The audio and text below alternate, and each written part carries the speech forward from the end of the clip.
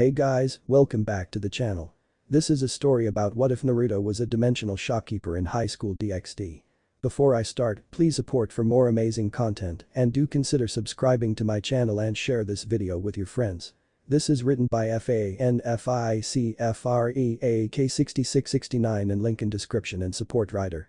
Let's start the video. There would always be a price to pay, regardless of the outcome good or bad. Power saved lives and could elevate people to new heights, but it also corrupted them. Money granted prosperity, but often led to unfinished business. Every decision made by anyone who has ever lived came with its own share of consequences and rather hefty burdens.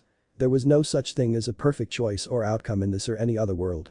It did not matter how prepared you were or how strong or smart. The costs would always outweigh the glory. Just as there would always be something that needed to be given up in order for one to gain. Such was the nature of living. When he was unceremoniously thrown through time and space, his body being very painfully pulled apart with every second that passed, he really thought it was the end. Then he woke up here in this new world. Alive, but different. He vaguely understood it was still him underneath all of the freshly formed skin, and that at the same time it wasn't. Memories that weren't his own, at least he didn't think they were, ran through his head. Urges previously never experienced now beckoned to him. Places he could not remember ever seeing before but felt as if he had already visited flashed before his very eyes. Dozens upon dozens of different faces and people, some familiar, too familiar really, and others completely unknown to him. Even then he still felt as if he knew them well. It was a rather surreal experience to say the least. Like remembering a past life. Then he realized he had horns and that no longer did the multitude of voices that once occupied his mind chat to each other from within the deeper parts of his psyche. It was strangely quiet in his own head now, and that honestly saddened him a bit. He remembered the war. From 9 different perspectives. He remembered the sage, both meeting him for the first time and calling the deity like man father from 9 different perspectives. He remembered years passing. Hundreds of them in fact. A far cry away from the 17 years of life he had originally experienced. And then suddenly, as if all at once it made sense to him, and despite knowing that he should have felt sad and crushed even by the knowledge that all 9 of the tailed beasts were now gone. Never to return. Having sacrificed all they ever were and would be so that he could survive. He didn't. Whatever remained of them was a part of him now, and that included their final thoughts in those last chaotic moments. To allow himself to wallow would have been an insult of the highest order. They gave him another chance at life, a gift he didn't think he'd ever be able to repay, even if he had the chance to do so. They willingly gave their lives for him. He shouldn't have felt guilty at all. At least not with this kind of understanding. It was more than just surprise and sheer grief that slowed him down in the beginning, however. For the first couple of months upon his arrival in this new world, he struggled with a lot of different things, survivor's guilt among the top of the list. What truly managed to bother him the most, however, was that he was not even sure who or what he was anymore. Was he really Naruto Uzumaki? Or was he just the scattered remains of a bunch of different personalities? All hastily meshed together with his own in a last-ditch effort to avoid certain death. For you we will live. Thank you for acknowledging us as something more than beasts. We hope you find happiness. Naruto Uzumaki was still there on the outside. He still had his father's hair and eyes. He still had the marks on his cheeks that would forever link him as Kurama's partner and container. All in all, take away the newly sprouted horns and he was pretty much the same person in terms of appearance. Now power-wise there was the major difference. Where his chakra was comparable to an ocean before, now it felt almost bottomless. It was a bit off-putting at first were he to be honest. The sheer power he could feel lurking underneath his skin was unbelievable. All of the tailed beast's collective skill and knowledge was a part of him now. What's more is the fact that it felt so natural. Just like Shukaku, he could bend sand to his will. Like Son Goku, he could warp his body into an armor of pure magma and create volcanic eruptions on a whim. He could sprout wings and tails and run faster than ever before. Hell, when he first attempted to channel a regular Rasengan, it blew his entire arm clean off. A testimony to just how potent his chakra had become. Seconds later and he was flexing his newly sprouted appendage with something akin to astonishment while watching his old arm dissolve away into nothing. The greatest change undergone wasn't in his strength or appearance though. No, the greatest change was in his mental state. With 9 different personalities fusing with his own all at once. Yes, unfortunately. Issei Haidu was down in the dumps. Luck was on his side today but not the kind of luck he wanted. Being chased down by a swarm of angry women after he was caught admiring their beauty from behind a tiny hole he most definitely did not drill into the bathhouse walls was bad luck. Managing to escape the most likely brutal beating he would have received from the very same infuriated women, however, was good luck. Unfortunately, he would never be able to return to that bathhouse to continue his exploits for a long while after today. Not without some sort of invisibility cloak or the power to fly. Sighing in defeat, Issei rubbed a hand over the back of his head and began a slow walk home, his feet dragging behind with every step taken. Man, that was such a good spot too. All of those girls had huge, supple, perfect breasts. He would have to search low and high for a new place to peep at. School didn't start for another 2 weeks, and without the girls' locker room he was practically running out of prime locations. Unacceptable. As he walked, Issei prayed to whatever god was out there that he would find a solution to his problems soon. The books he kept underneath his bed were nice and all, but they were nothing compared to seeing the real thing in action. And as if answering his earlier prayers, Issei blinked when he noticed something particularly off about today. It was enough to stop him dead in his tracks even. For one, he never escaped the beatings ever. The cold shiver ran up his spine at the thought. Was this some sort of conspiracy? Did the fates have something even worse in store for him? And two, since when did an odd brightly painted building set up shop in the Choi district? Orange? Who paints their store orange? Never mind the color. And what kind of name is the Gutsy Toad? The building wasn't anything too special. A typical 2-story shop with the living quarters most likely being upstairs and the actual store downstairs. The only thing a bit off about it was the bright color and the name. I mean, who would want to buy from a store called the Gutsy Toad? That didn't even make any sense. More so it sounded disgusting. In spite of himself, Issei found his legs already moving without any given mental command, and by the time the chiming bells signaling his entrance died down, it was already too late. The inside of the store was even more eccentric than the outside, the youth noted. A vibrant mix of clashing colors. The counter was blue. The walls were an aging silver. The floor tile was yellow, and the tiny oriental lamps hanging from the ceiling were crimson red. Issei couldn't help but wonder if the interior designer who thought this all up was okay in the head. Probably not. There was no sense of balance or even a shred of normalcy. No matter how hard he tried, he could not even discern what it was the place sold. Even with all of that, however, he did not feel particularly uncomfortable. If anything, he felt at ease here. The store had a mellow, almost welcoming feeling to it. His thought process was abruptly cut off when a deep baritone echoed from almost out of nowhere and everywhere at once. "Ooh. A customer. I'll be right there, sir." Issei deadpanned at the audible sound of things falling and crashing, followed by annoyed grunts and a string of curses. The first thing he noticed when an arguably tall figure stepped out from the now open door in the very center of the back wall was that the floor tile matched his hair. It was blonde. No, it was yellow. Issei had never seen such a striking mop of hair before in his life. What was even stranger was how it seemed to defy all aspects of gravity and spiked about in random directions. Then, muddy brown met ocean blue. At meeting the man's gaze, Issei found himself strangely relaxed. His unintentionally tensed muscles loosening as a comforting aura fell over his entire person. That calming aura helped a lot in toning down his surprise and fear when he noticed two very distinct things about the tall blonde's appearance. Namely, the horns on his head. What the hell? Two very sharp medium-length bone-white horns protruding from his forehead and pointing upward to be exact. Yo. Name's Naruto Uzumaki, and I'm the owner of this place. Whatever you need I've got, but at this point he delivered a devilish grin and winked. It'll cost you. Issei blinked. A shaky finger coming up to point at the two white horns over his blonde eyebrows. You have horns, he mumbled in disbelief. The demon seemed perplexed, blinking right back at him.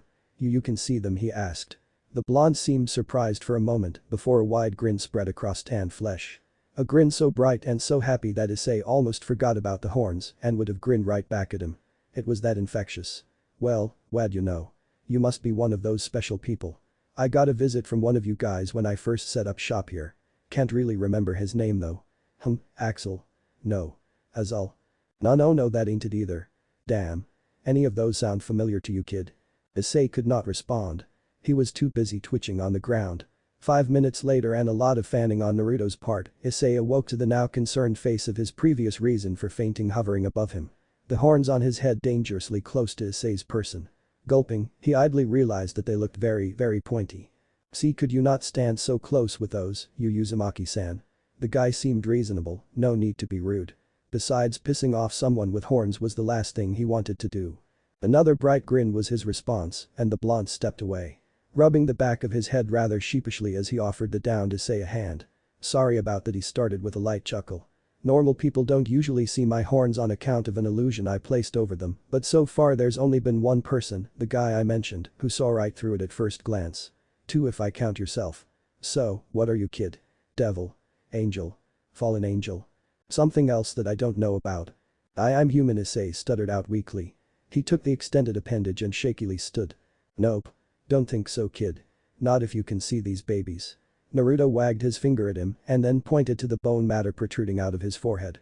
Only the special people with their weirdo abilities can see these. That, or you're another dimensionally misplaced shinobi like myself who can break very detailed genjutsu, but the odds of that are slim. He suddenly leaned down and leveled the boy with a narrowed glare. You're not, are you? Issei shook his head nervously. Great. Because then I would have grilled you to death. I mean, you don't even have any chakra. This guy was ridiculous. Devils. Angels. Dimensionally misplaced shinobi. What the hell was he talking about? Issei's head began to pound from all the seemingly useless and insane dribble, spewing out the older man's mouth by the second. Wait, did he say grill to death? As in kill me? That's it. He was out of here. Without even bothering to respond, Issei took a deep breath and steeled his resolve before promptly turning around and walking off. He blinked once and then the blonde previously behind him was now suddenly in front of the only exit with that same grin spread across his face. Oh no you don't. He said. People only find this place when there's something they desperately need, and when you step in here I gotta help you find that something. In return you'll owe me a favor.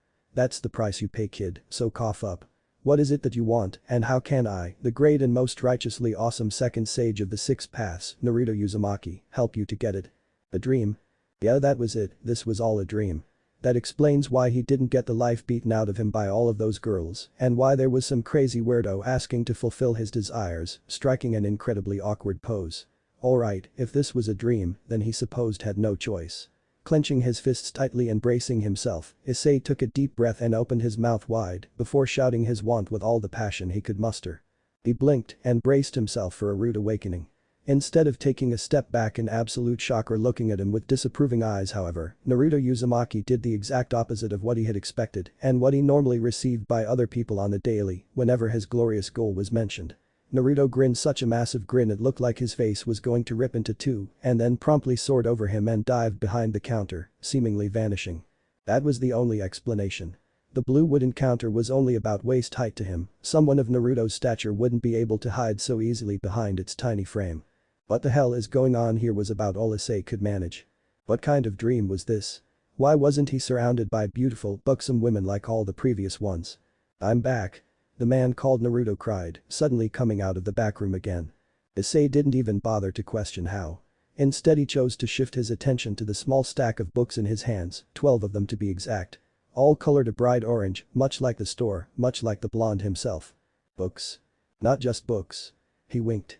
This, my boy, will teach you how to achieve your ultimate goal. The man who wrote these was a legend where I'm from, a super mega ultra class pervert who mastered all the techniques. These 12 volumes are his legacy, a collection of his vast and powerful knowledge. Issei couldn't help but be awed by them. Read them, study them, and you will understand. Look underneath and find the hidden wisdom. They are yours now. Take good care of them. Like a god delivering divinity to his people, Naruto placed the stack onto Issei's quivering and outstretched hands. Already the teen could feel the sheer aura radiating from these books. It was overbearing. Overwhelming. Suffocating. It was too much, he couldn't take it. Thank you, Uzumaki-san. It was all he could manage. The blonde smiled gently down at him. Please, call me Naruto. Hours later and Issei's parents would find their son sprawled out over his bed with blood still gushing from his nose and a heated blush over his blissful features. The sad part was he had yet to even get past chapter 1. The week would pass for Issei Haidu as it normally would. Although with the added benefit that he did not need to peek anymore. His already tarnished reputation would remain just that, tarnished, but it would sink no further. It never helped that his excessive infatuation with the female form lead to his peeping and as a result, a low popularity with the girls he so eagerly sought. Why didn't he need to peek anymore, you ask? It was quite simple really. Those books were a goldmine. A sanctuary. A nirvana. The level of detail, the vivid fluid descriptions. The immersive characters and engaging dialogue. It was amazing. Breathtaking even. He found himself staying up all night after night reading chapter after chapter. Issei had already read the first 4 volumes 3 times just to make sure he was properly prepared for the next installment.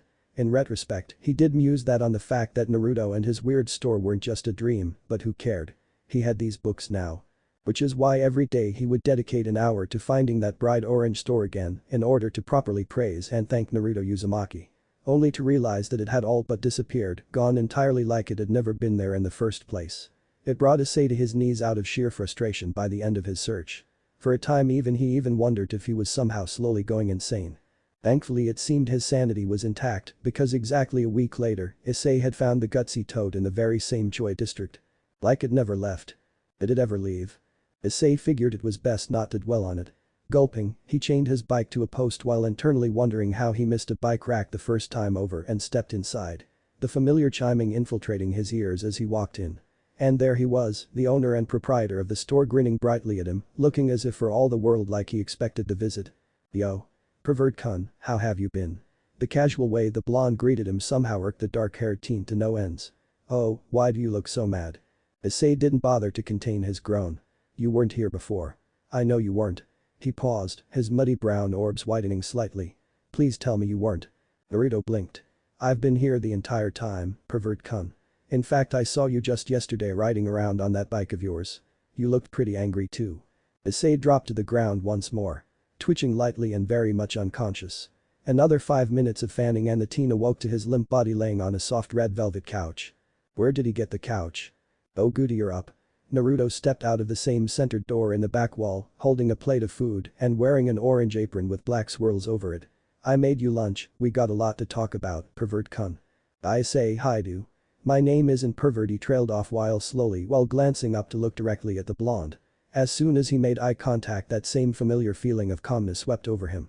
Naruto grinned brightly as he made his way over and nodded, placing the plate of food over the small table in between them. Where did that table come from? Alright, Issei. I want you to eat and listen intently while I explain some things to you. Nodding slowly, Issei hefted himself into a sitting position and reached out to grab the arguably delicious-looking spread before he blinked. Realizing that the blonde was now leaning back into another similar couch as the one he sat on with that same grin spread over his face. You know what? He wasn't even going to bother anymore. Did the books help quell your lust and teach you some important lessons? At his eager nod, Naruto thumbed him up. Excellent. Then my part of the deal is complete. I've helped start you on your way. Always remember, the first lesson is learning to control and properly channel your urges. He explained sagely. Now you must fulfill your end, that is if you want it to end here. Fulfill my shend. Issei repeated with a full mouth. Naruto nodded while lazily chopping the teen over the head. Don't talk with your mouth full. Even I don't do that anymore.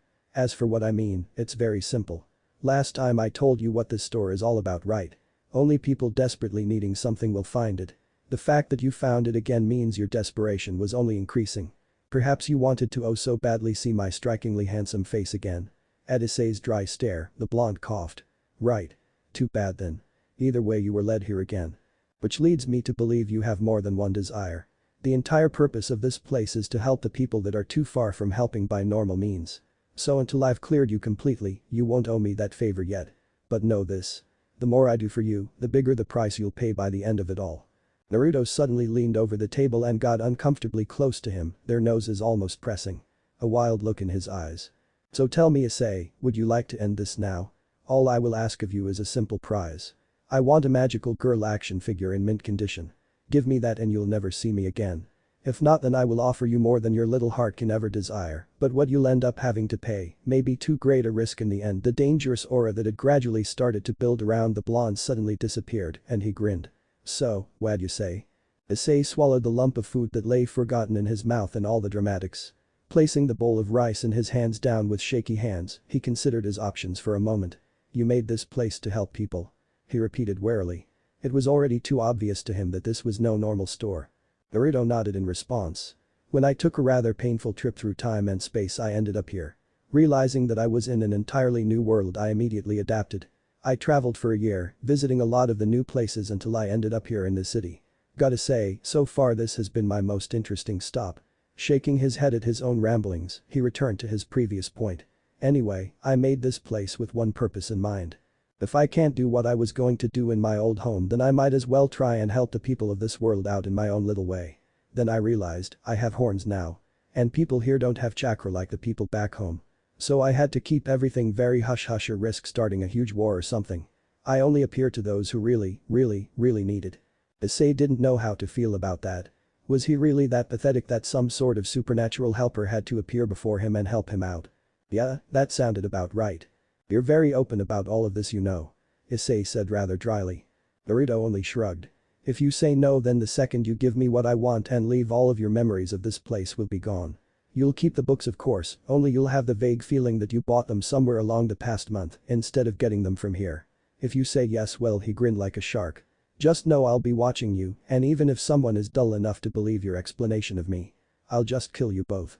Issei shivered at the cheerful way he said that. So, what's it gonna be? Issei stared into those deep blue eyes once more as he thought things over.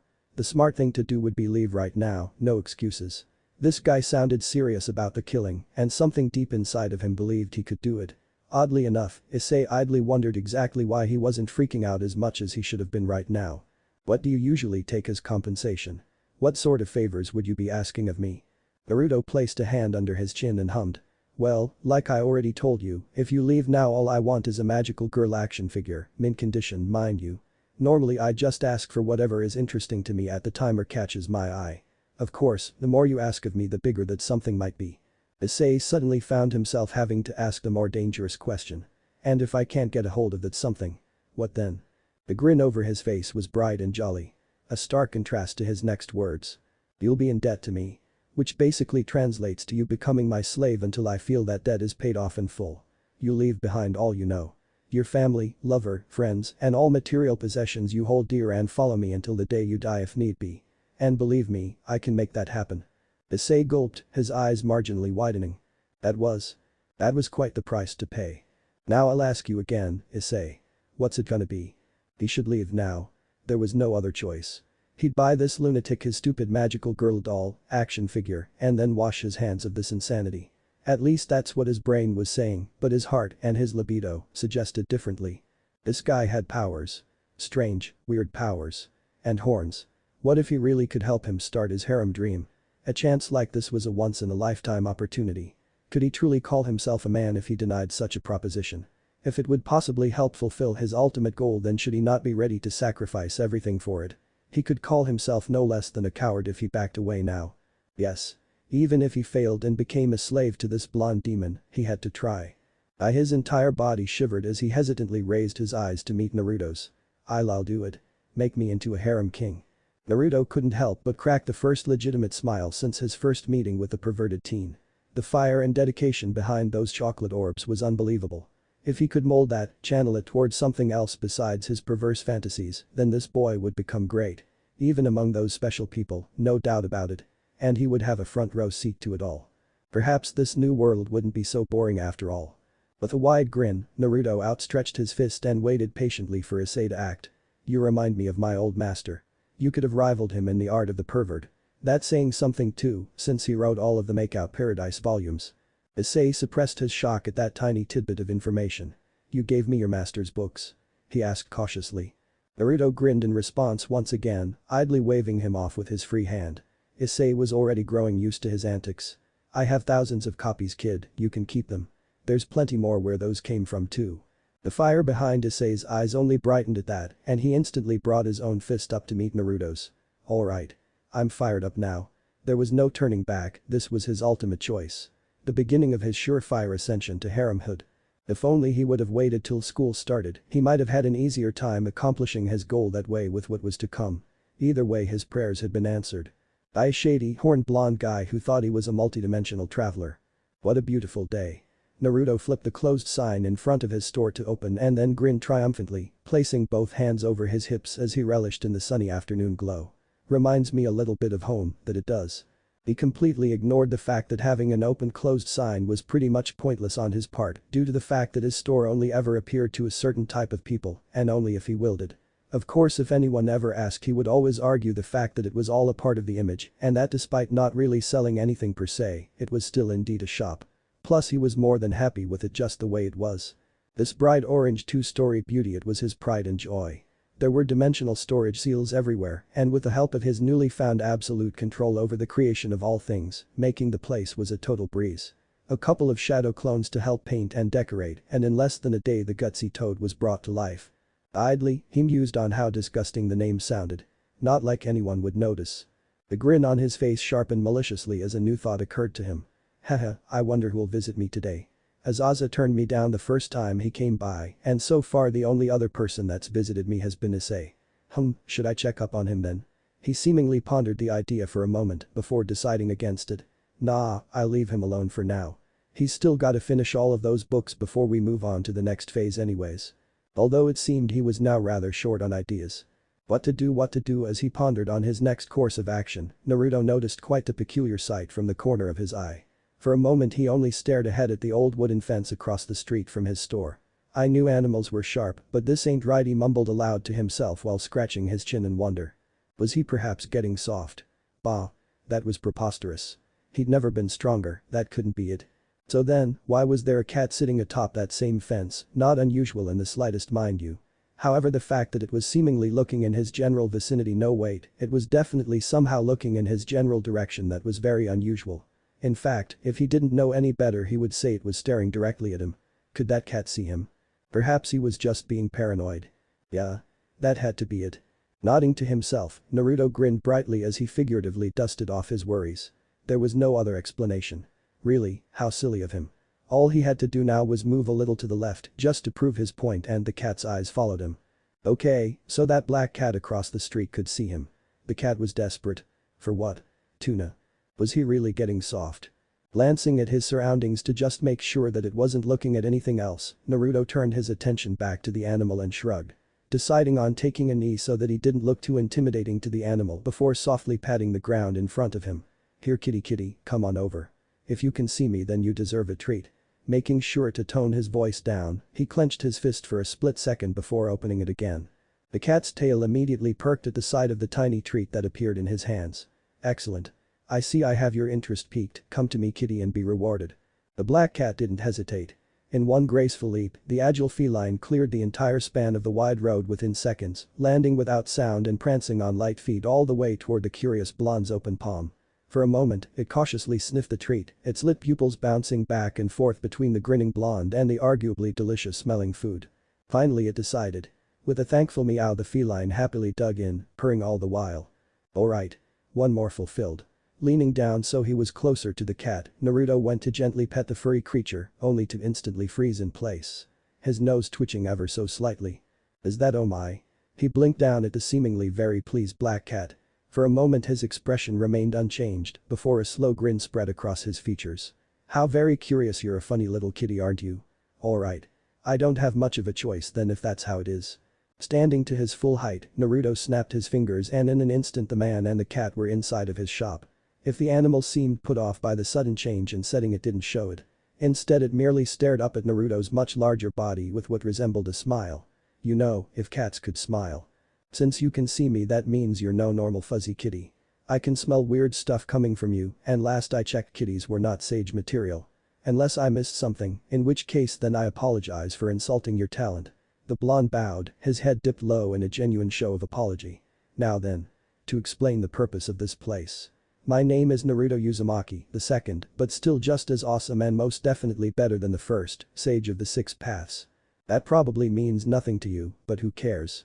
It makes me feel great when I do it. The blonde grinned impishly while gesturing to himself. And you, my furry little friend, are the most desperate kitty on the planet if you manage to find your way here. See, my job's to help you, or anyone that manages to find me, realize their number one goal no matter. But there's a price you gotta pay if you agree. He winked.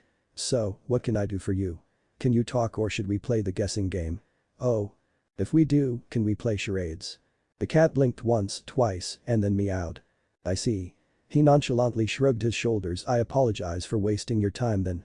Come back if you change your mind though, that is if you can find me again.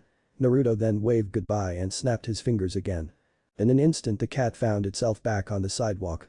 Only this time there was no bright orange shop and no weird blonde guy talking to himself standing outside of it. It blinked slowly, then it mowed and made its way toward who knows where. A faint "bye kitty sage" echoing in its ears. If cats could smirk, the same black cat would most likely be doing just that right about now. Surzich Lucifer, formerly Gremory, was two things primarily. A man of peace and a survivor of war. As a known hero of two massive and bloody battles of legendary proportions, as the current Lucifer and leader of the New Devil faction, and as the wielder of destruction itself, he was greatly revered and respected by all. The Crimson Devil is what they called him, courtesy of all the blood he spilled during his long history on the battlefield. Devil, angel, and fallen alike. He had seen and done much in his lifetime. The slaying of him, the destruction of the original hell or the underworld as it was called now and its reformation into a bustling modern city, albeit one for devils. He had seen all of that and much more in his time. Sirzich had practically carved his name not only in history, but its very roots. Needless to say there wasn't much that could manage even a single raised brow from him nowadays. So you're saying this human has enough power to blanket the entire city the first time he came around, can seemingly alter space and time at will, and is offering to help accomplish people's goals if they're desperate enough to find him. For a price. For a price. Sirzich repeated slowly, crossing his arms as a thin frown blossomed over his handsome features. Of course. And you're sure he's human? Azazel nodded while absent-mindedly stroking his goatee. Most of him is at least. He's not another god, he's no angel, and he ain't a devil. Not fallen either or else I would most certainly know more about our mysterious little guest. TCH, really, this is all so annoying. A peculiar twinkle appeared in the former general's violet eyes after he said that. But I can't say it's not interesting. Wouldn't you say so, Lucifer? It even took me a while to locate the kid at first. I could only go on so much, and even then I felt as if he let me find him. Sirzich sighed at his old enemy turned accomplice's explanation. Filing most of it away for a later time. Do you think I'd be able to locate him then? The Grigori leader shrugged. Who knows? Maybe, all you probably have to do is channel that major syscon problem of yours, that's desperate enough for you to see the store. In fact I'm sure of it. Sirzich didn't even look taken back at the obvious insult. He sighed blissfully, a blush adorning his cheeks as he spoke. I wonder how my lovely Rias Tan is doing right now. Maybe I should send more gifts.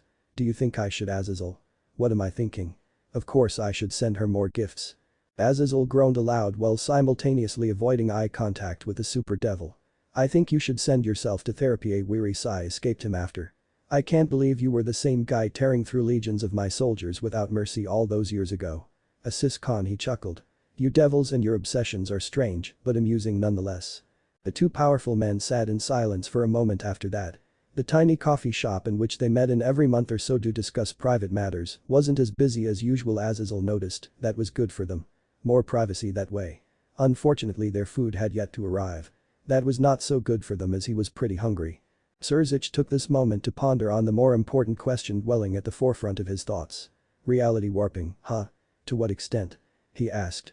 The guy made me think I was going crazy. At his opposite's rather bewildered stare, he sighed again. Seriously, the kid would be leaning back on a recliner 1 second, I blink, then it's gone. I didn't even feel him do anything and that's the scary part. If that he really wanted to he could have easily killed me back there.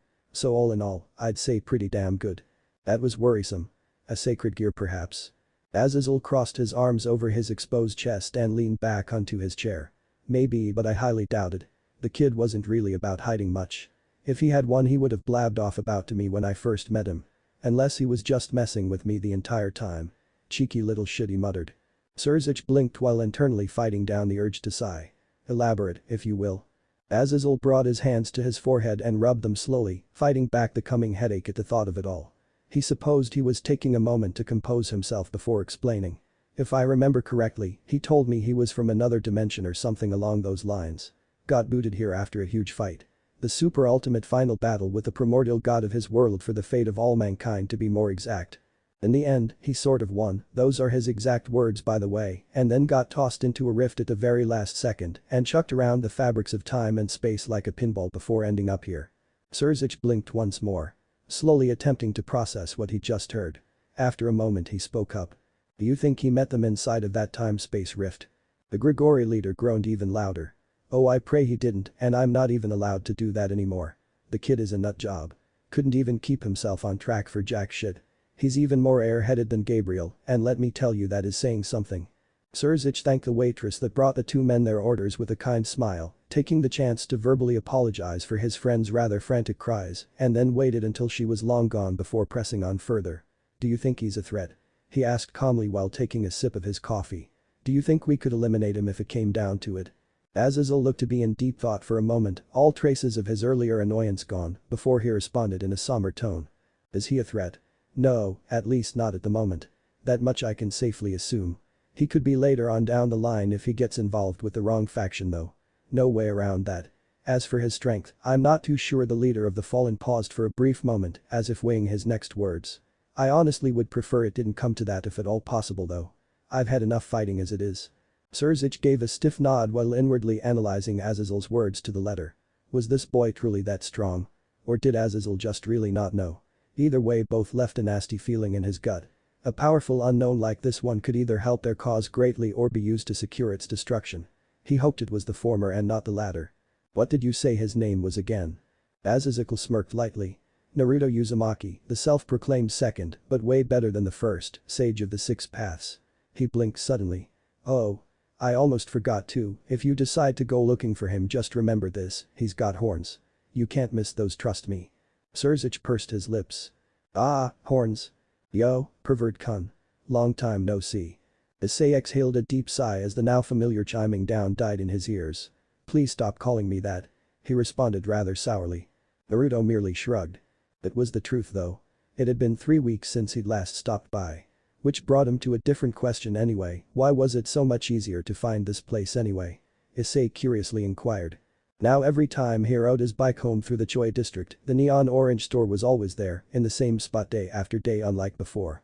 He could even see Naruto waving at him from behind the windows of the brightly painted shop every time he passed by. That same wide grin spread across his peculiar features. What was even weirder was the fact that whenever someone caught him nervously waving back at the horned blonde, he'd get questioning and rather confused glances sent his way. As if he was waving to them or to nothing at all. Yeah, it was strange, alright. Well, now that you've made an official contract with me, you can come here whenever you like. Just remember not to tell anyone else or I'll kill you both. And anyone else they tell too. Just think of it, all that innocent blood would be on your hands. The blonde hummed aloud, stopping himself mid-sentence. Although you'll be the first I kill, so I guess that wouldn't matter to you now, would it? Naruto went to grin toward the most likely shell-shocked teen, only to find him already grabbing a hold of the door with his entire demeanor, clearly stating he was firmly set on leaving. Oh no you don't. The blonde cried, quickly slamming his hand through the blue counter. Yes, through the counter. Issei almost fainted when Naruto's hand suddenly melted through the wall next to the doorknob and slapped the back of his own. Scratch that. He did faint. 3 minutes later and he'd awake to a cheerful Naruto hovering over him. Not just his face, but his entire body. Weightlessly floating a good 5 feet above his prone form. Couldn't he land some kind of break?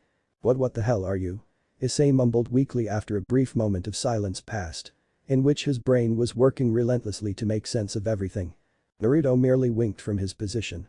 The question here isn't what I am, Issei-kun, it's what are you? If you remember what I said 3 weeks ago. At Issei's blank stare, the blonde sighed.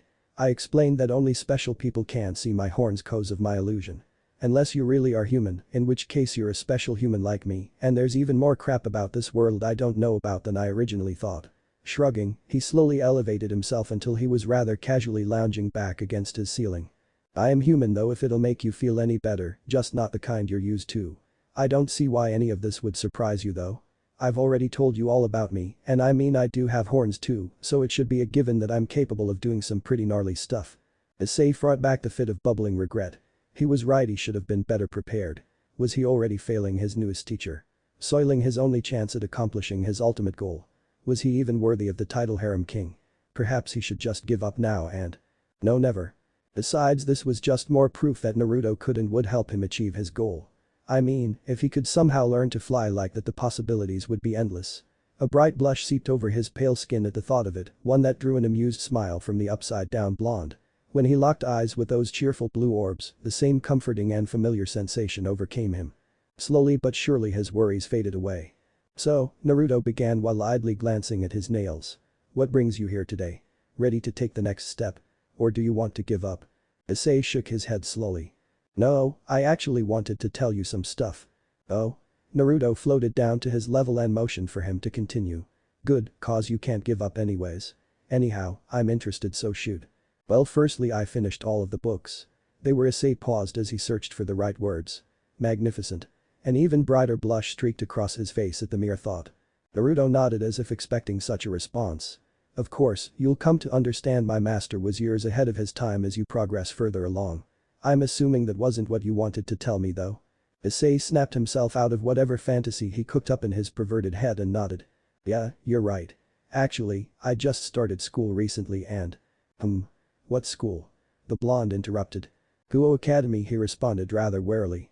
Lying to Naruto would serve no purpose, he could already tell that much. It's a great place. Lots of pretty girls to look at, and it's the home of the two great big sisters. Legends they are, their beauty could strike you like a lightning bolt and leave you stunned. Turn you to stone even. I've even heard rumors of guys on the brink of suicide after being rejected by those two. Naruto couldn't help but grin in amusement at the younger teen's spew. Go on. Anyway, well, I guess what I'm trying to say is that things haven't been going too bad so far. Even better than I would have thought actually. Naruto-san, I have a girlfriend now. She's super pretty and has huge perfect breasts. Her name is. A hand suddenly stopped him midway through his sentence. Congratulations. That's a worthy step toward your harem goal. Issei grinned brightly at the praise. Right. We're going on a date tonight too.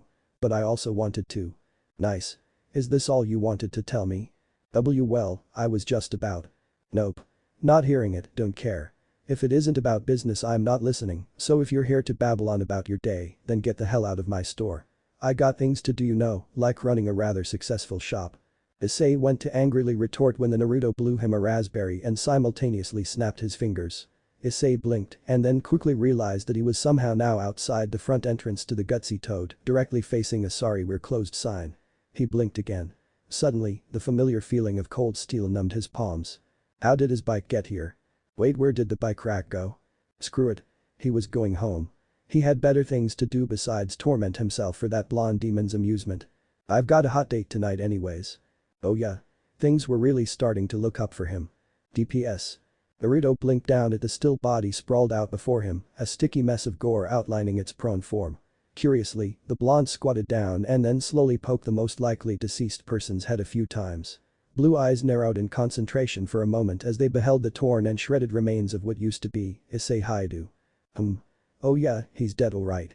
Shaking his head in disappointment, the shopkeeper released a long tired sigh. Boy, is this what a date is like in this world. Consider me a bachelor for life then. He leveled the corpse with a blank gaze. Just as you almost went and unlocked something honestly cool, you go and die one me. Too bad for you kid, you still owe me. Naruto blinked, and suddenly what were once blue eyes were now a tinted dull purple with multiple thin rings surrounding the pupil. You don't get to escape, not even in death.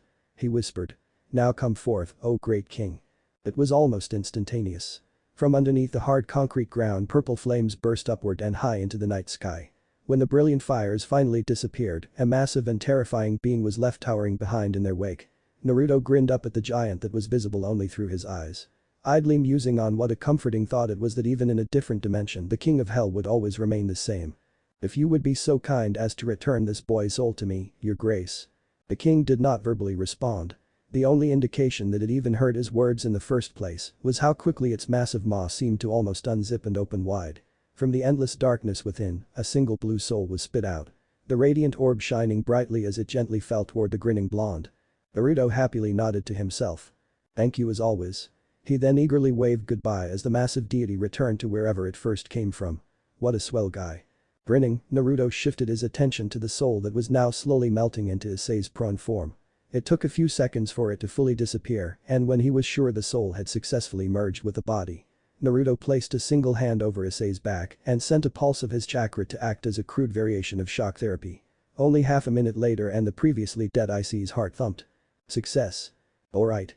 All in a day's work, now I just need to. What the hell did you just do? Naruto was suddenly made very aware of the two pairs of eyes that were quite literally glaring daggers his direction. How in the hell did he miss those two? Seeing as the fuming Reteed and her taller friend looked about ready to skin him alive, Naruto did what any sane man would have done in his shoes. He apologized and admitted to his mistake. Whatever it was. My bad, was I not supposed to do that? When Issei next awoke, he quickly realized three things. 1. He was alive. 2. He had no idea where he was. 3. He really didn't like the wolfish grin that threatened to split Naruto's face. Glancing about at his surroundings, Issei realized he was in a desert, a seemingly endless one that stretched on for miles and miles, as far as the eye could see. Strangely enough, it wasn't all that hot despite the fact that he was standing in the middle of a desert of all things. How did he get here? He had no clue, but he did have the gnawing suspicion he was about to rather unpleasantly find out. Yuzu at Naruto's narrowed glare, he quickly corrected himself. Naruto-san. The blonde grinned once more and nodded happily. This guy. Where are we? Or more like, how am I alive? Across from him, Naruto placed both hands behind his head and kicked back, his feet levitating a few inches off the ground as he laid back midair before choosing to answer the nervous teen. We are currently in a pocket dimension I created last night. As for how you're alive. It's simple. I just brought you back to life once I found you laying in a pool of your own blood after your date. Weird date by the way. You brought me back to life. Issei repeated slowly. Naruto nodded as if the two were discussing a common everyday occurrence, like the weather. Yup. Imagine my surprise when I feel the little connection we made suddenly vanish. So I thought to myself, there could only be one logical explanation. Your date was actually a fallen angel in disguise who wanted to kill you because you could have possibly posed a threat to her and her leader's plan of conquest. She probably stabbed you with some cool light-based weapon that I can't for the life of me learn how to use and then left you for dead. He explained, all the while still grinning brightly. Issei blanched. Fallen angel, he mumbled weakly. Weren't those just a myth? Another thought immediately stuck him. So then I really did die.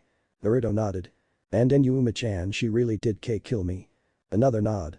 Issei immediately dropped to his knees, his eyes wide and frame visibly shaking. Flashbacks of the prior night suddenly bursting to the forefront of his mind. He remembered sweet innocent Yuma. His first girlfriend and quite possibly the only girl who wasn't his mom that actually paid him any attention. He remembered her shedding her human skin and turning into an arguably even more attractive version of herself, only with a rather skimpy outfit and black feathered wings. Apparently, they weren't. She smiled at him like the devil itself, and next he knew, he felt cold, his body unresponsive as it plummeted toward the hard ground. Her last words were a bit of jumbled a mess at the time, but he could still remember most of what she said to him in his supposedly final moments. I apologize, perhaps sacred gear could have lived. Pathetic. Pathetic. He was pathetic. Issei's open palms dug at the sand underneath his fingers as he clenched them into tightly wound fists, tears dripping down his cheeks and staining the pale sand below him a darker hue. How could he have been so stupid? Things were getting better. Yeah right. If anything last night proved that it was only getting worse. By all accounts and purposes he should be dead right now. Ah, none of that now. Issei perked his head up and vehemently glared toward the still grinning Naruto who was wagging a finger his way. You're about to have even bigger problems to worry about in a second, kiddo. That cocky, deluded, insane bastard. He reels him in with a bunch of lies. Scares the crap out of him. Forces him into some kind of deal. Threatens to kill him and anyone affiliated with him. Throws him out of his store and now he has the audacity to wait bigger problems. As if reading his mind, Naruto extended a single finger. What happened next was a blur. Issei briefly registered something flying past him at untraceable speeds before an explosion literally shook the very ground he stood over. If he couldn't feel any winds before, the teen certainly could now. His dark brown locks flayed wildly as sand kicked up around him. A single bead of nervous sweat fell from his brow as the second year inched his head back to ask exactly what had just happened. The pillar of hot white energy was slowly dissipating into nothing, leaving behind a crater the size of an entire city block in its wake. What the fuck? Naruto's voice snapped him from his stupor. What's going to happen next is simple, Issei-kun. There was a definite reason as to why that grin made him feel so uneasy. I visited your attacker last night after resurrecting you, and I made them explain to me exactly why it was they so haphazardly decided to kill my customer. As it turns out, you're not an angel, devil, or fallen. You're just an unlucky human with something called a sacred gear implanted into your body. Naruto slowly unveiled a second, third, and fourth finger. Last night, in your utter desperation to live, you awakened a tiny fragment of that power. Enough to keep your soul in this mortal plane for just long enough so that I could retrieve it from my old pal, the King of Hell. Although it wasn't enough for that power to fully manifest. But lucky for you, I have a rough idea of what it's going to take. 4 tiny balls no bigger than a marble, each formed at the end of each extended fingertip. So, now I'm going to try and kill you. Sounds fun, right? Issei paled. Oh, and remember to dodge. He didn't have time to protest or wallow in his earlier anger. He didn't even so much as blink before 4 tiny balls of concentrated energy that could easily evaporate him with a single touch were sent rocketing his way. Surzic sighed while resisting the urge to rub his temples. Okay, run that by your loving big bro one more time please.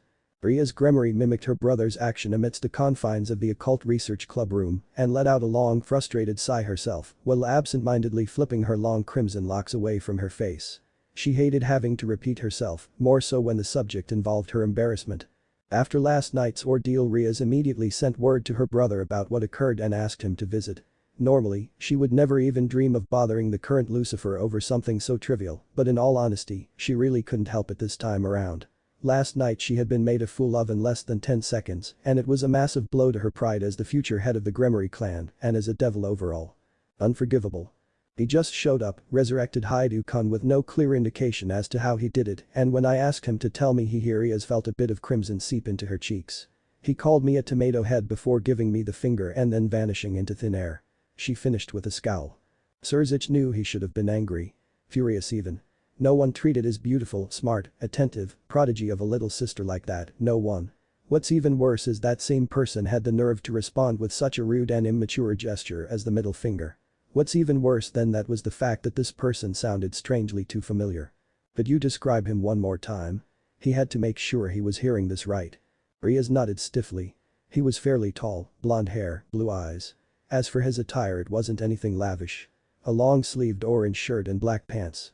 Next to her, Akeno, the self-proclaimed sadist queen, spoke up. "But you, don't forget about his horns," she added with an amused smirk. It was all too rare to find someone who could actually manage to get past her king's usually unbreakable calm facade after a single meeting. And the fact that he was human too. Akeno Rias trailed off dangerously, her eye twitching. It wasn't hard to tell her queen found last night's incident to be somehow funny. I apologize, my king." Neither of them noticed Surzic freeze at the girl's mention of the rest of the blonde's appearance. Horns? No, it couldn't be. There was no way. Naruto Uzumaki, Surzic whispered aloud to himself, blinking as he slowly realized his sister had come in contact with the enigmatic reality shifter Azazel previously warned him about. Who apparently could now bring dead humans back to life on top of that. Naruto Uzumaki. Rias repeated slowly, the name all but rolling off her tongue. Is that his name? Surzic nodded, all traces of exasperation instantly vanishing as the reality of what occurred last night dawned on him. Yes, one of my contacts has recently informed me of a new presence that has taken refuge in the city. A strange human with the ability to warp space and time, a human with bone-white horns. The same one who stole your peerage member to be, if my guess is right. I can't help but wonder why though. You say this Issei Haidu is normally pretty unremarkable and a hugely disliked pervert. She nodded in affirmation. We'd been monitoring him for a while now.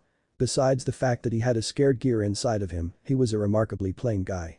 But you set up a barrier last night so that we wouldn't be detected, and when we were sure the crow that had been targeting him was gone. Butchu was going to resurrect Issei into her peerage as a pawn, or perhaps a knight, depending on how much potential he had and what sacred gear. As she spoke, Akeno's smirk doubled in size. Before we could act, however, he showed up and released a burst of potent but rather unfamiliar energy. The next thing we knew, Issei was alive again. Surzic hummed aloud at her words. Curious indeed. What could his connection to that boy be? The taller Redeed mused to himself while Rias and Akeno listened on. From what I've been told, Naruto runs a tiny shop in which the goal is to grant the desires of anyone desperate enough to find him for a price. It could be that Haidu-kun managed to find his shop and entered into a sort of contract. It would most certainly make more sense than the man just randomly passing by and resurrecting the boy out of sheer kindness. That had to be it. Azazel described the blonde as being slightly off in terms of mental stability. A random act of kindness seems too far-fetched for someone like that. A shop that grants desires. Akeno repeated. That sounds rather interesting, to say the least. Rias nodded. Issei Haidu does seem like the desperate type. I can't help but wonder, what price do you have to pay for his service, brother? The current Lucifer shrugged. No idea. There's a high chance the boy hasn't repaid whatever his debt was yet if he so casually brought him back to life. A more serious edge crept into Surzic's eyes. Rias, I'm going to have to ask you to let this one go.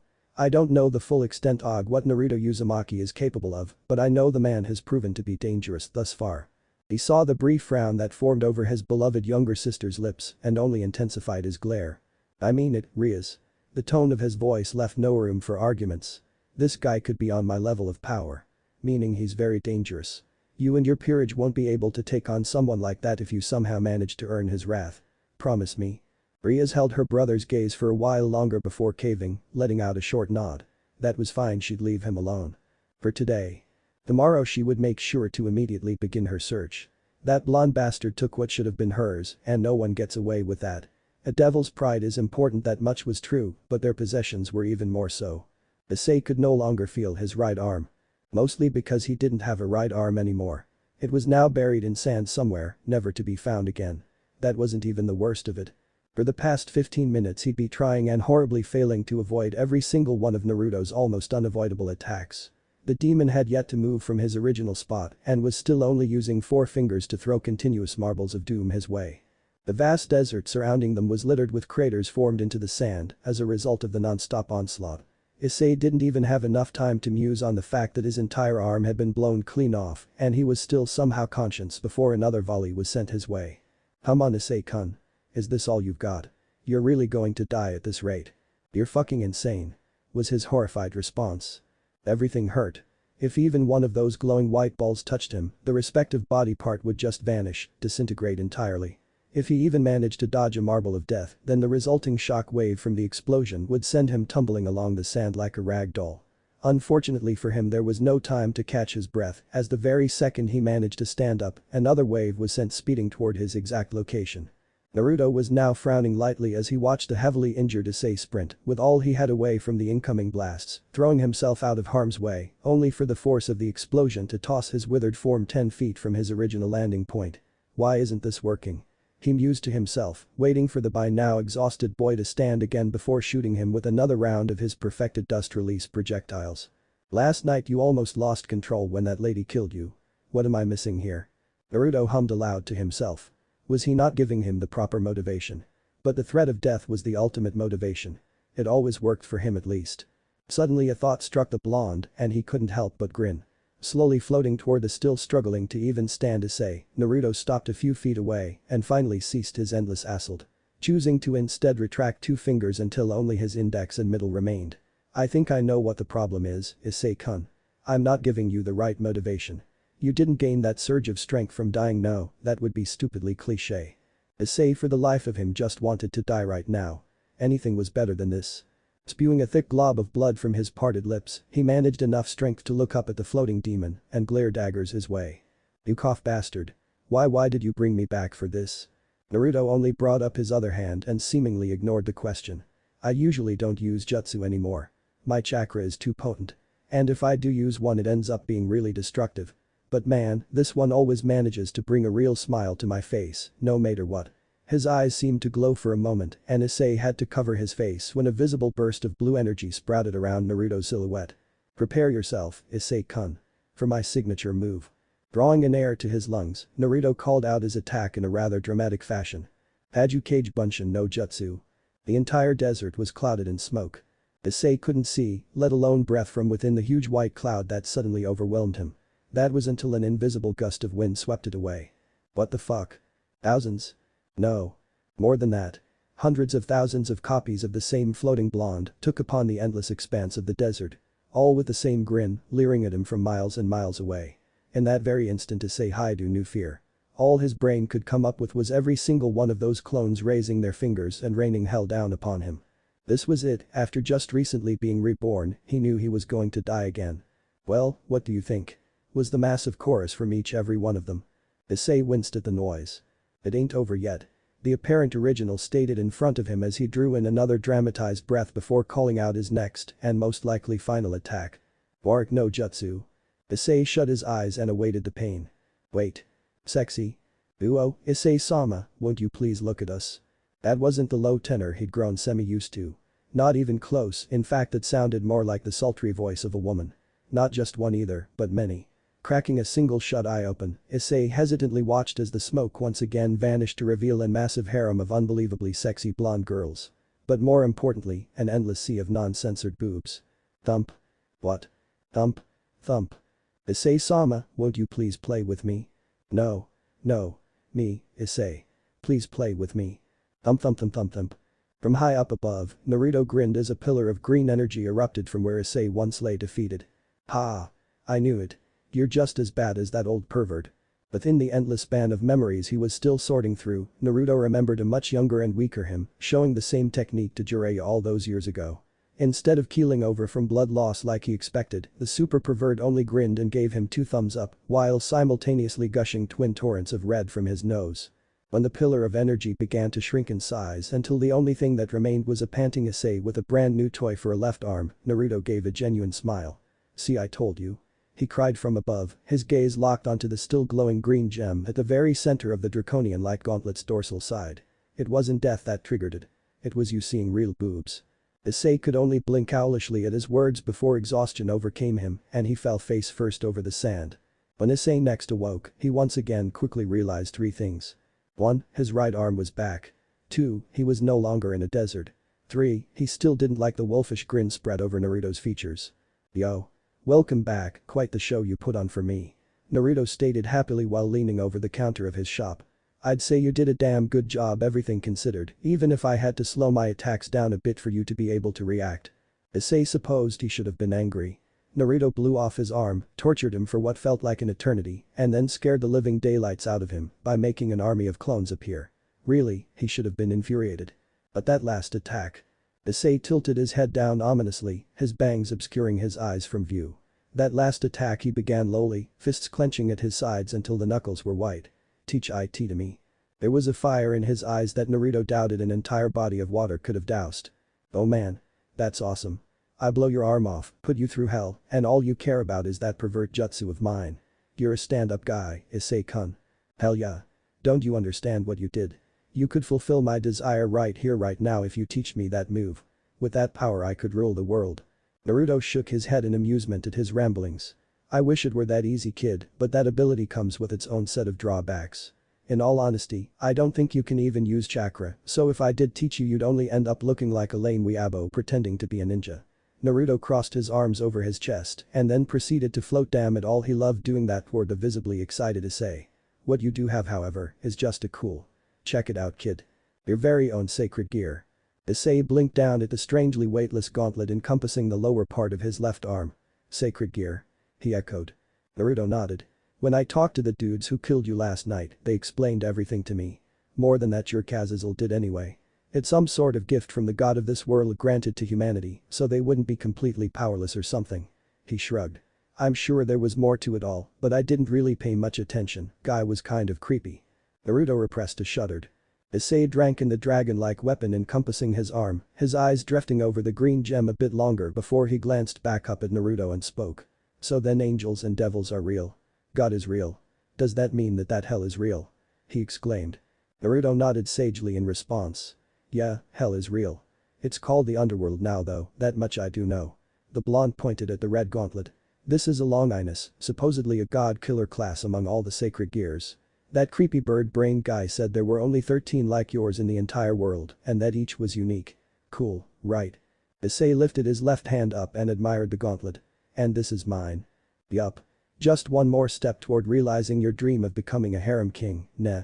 With that kind of power you're sure to be able to protect your harem from all types of things. No doubt about it. Issei continued to gaze at the scale-like weapon attached to his arm in wonder. You're right. His heart raced at the thought. One question though, Naruto-san.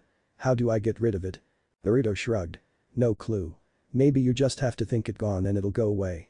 Anyway, you're wasting my time. Before Issei could even retort, Naruto brought his fingers up and grinned. You know where to find me. Whenever you have free time, come on over and we can start training on how to use that thing. Until then have a good day, Issei-kun. I'll have the next volumes ready for you the next time you drop by. Oh, and sorry for blowing your arm off and all that. He snapped. Issei found himself once again facing a sorry we're closed sign with something akin to astonishment. How does he do that? Wait, that demon almost killed him. You bastard. You better believe I'll be back. And when I learn how to use this thing, I'm going to beat the crap out of you for what you put me through today. Random passers-by would find a rather peculiar sight to behold as they made their way down the Choi district. A disheveled-looking teen with what appeared to be a well-crafted cosplay arm of some type, screaming rather obscene curses at an empty parking space. Naruto curiously blinked down at long, waist-length raven locks, or more at the person whom they belonged to. For a moment he tried his hardest to comprehend it all, but it didn't work. Seriously, what the hell was this? How did these weird people keep finding his store? It just didn't make any sense. First a fallen angel pervert, then a superhuman pervert, then a cat of all things and now a 12-year-old girl who reeked of power. This city was either a goldmine or a vast plethora of strangeness. Probably both. How can I help you today, little girl? The child remained quiet, her dark violet orbs continuously staring blankly into his own blue pair with something akin to. Honestly, he had no idea what was going through her head. Naruto blinked again. I guess I'll explain the purpose of this shop then. He mumbled. This girl was a bit too quiet for his taste. If you found this place then you're one day. That won't be necessary. I am aware of your purpose. Naruto tilted his neck and idly mused on the fact that her voice was surprisingly soft. It was to be accepted of course given her younger appearance, but still, the gentleness it carried was more than enough to catch him off guard. If it weren't for his advanced hearing he wouldn't have heard her at all from across his store. You already know? The petite girl nodded. Her eyes never once steering away from his own. As a matter of fact, Naruto was pretty sure she'd yet to even blink once. I guess word travels fast around here. Okay then.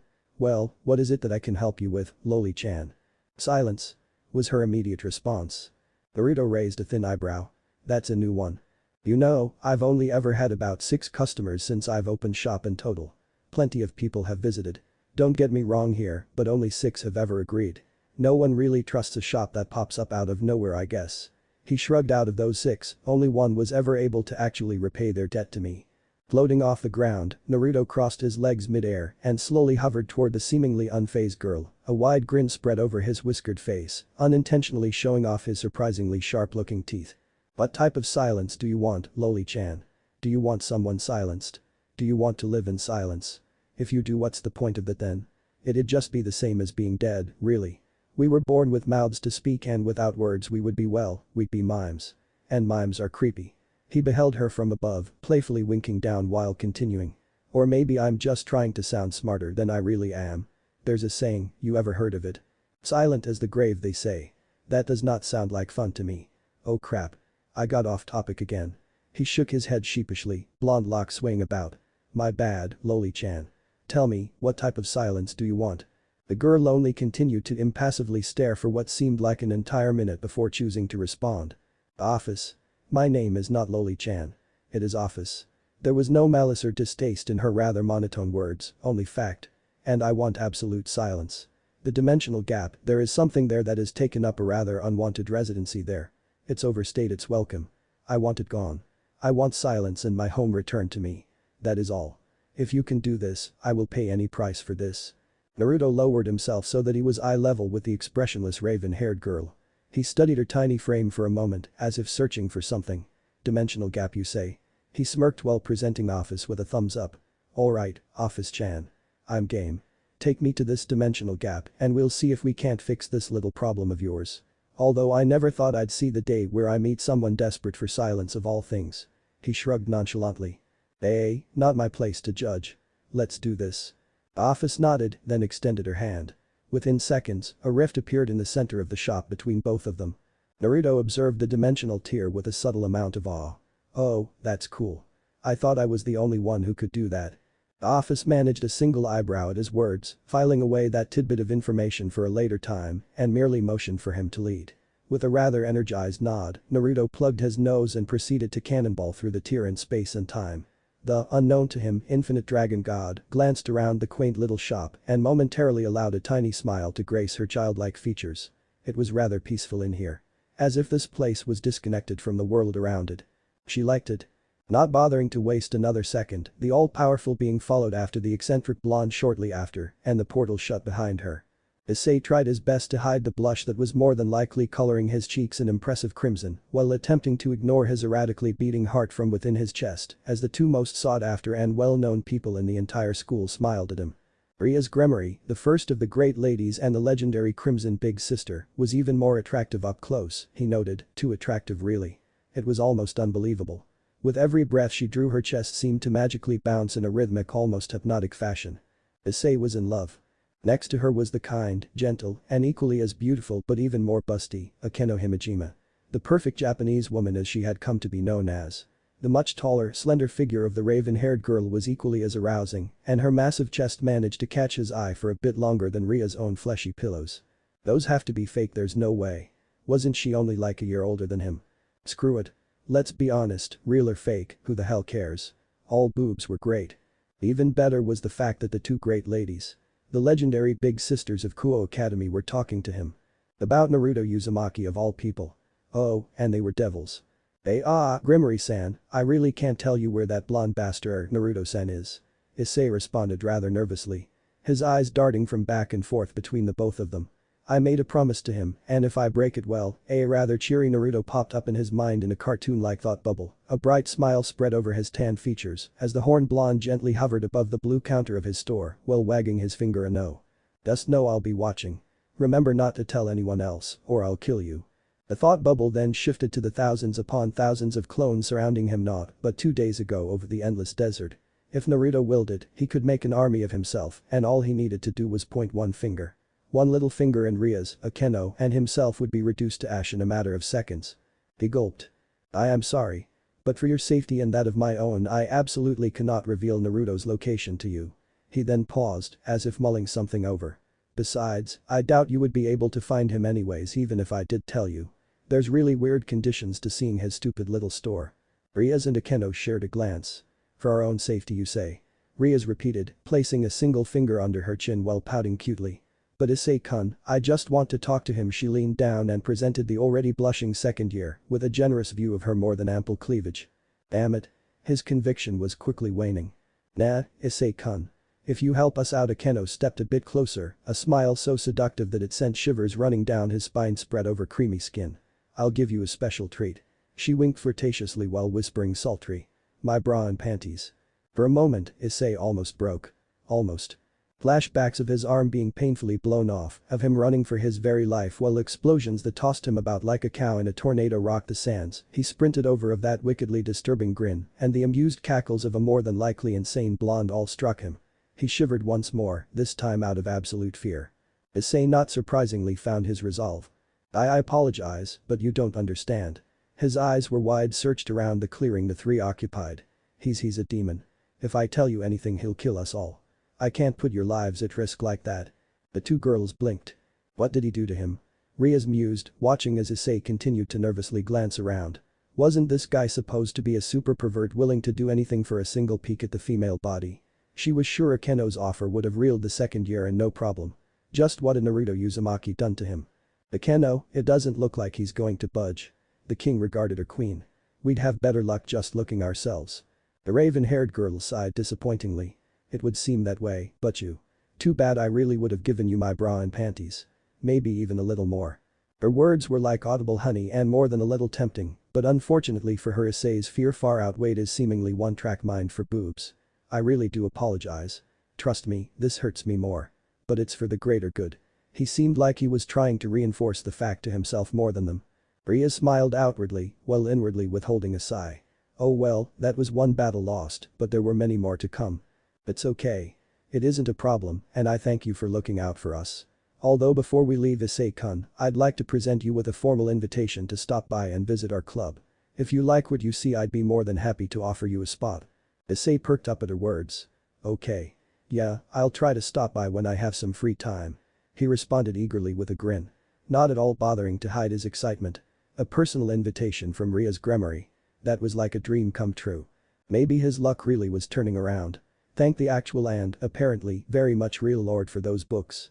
Without them, he would probably be a bag of jello right now from just being that close to the two great ladies of Kuo Academy. As the Issei ran off, Rias narrowed her eyes at his retreating form. Did you feel it? Akeno nodded, another thin smile, this one more amused than seductive, curling at her lips. It seems Haidu-kun has awakened to his scared gear. She responded. Ara, I still say you should have just let me extract the information from him. Rias didn't bother commenting on her peculiar methods of extracting anything from a man. Instead, the Redeed opted to only watch as Issei turned the corner and disappeared from her line of sight entirely.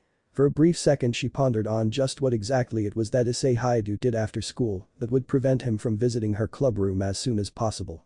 Frowning, the Gremory heir sighed lightly. Not bothering to hold it back this time. This is going to be rather troublesome. I can already feel it. She mumbled sourly. Akeno wholeheartedly agreed. The dimensional gap was a vibrant mix of colors, primarily a royal purple, almost violet shade that matched the eyes of the childlike being next to him. Not only was it massive, but from how his sensory skills seemed to stretch on and on, it was also very much endless in its expanse. For a moment, Naruto only grinned and inhaled deeply.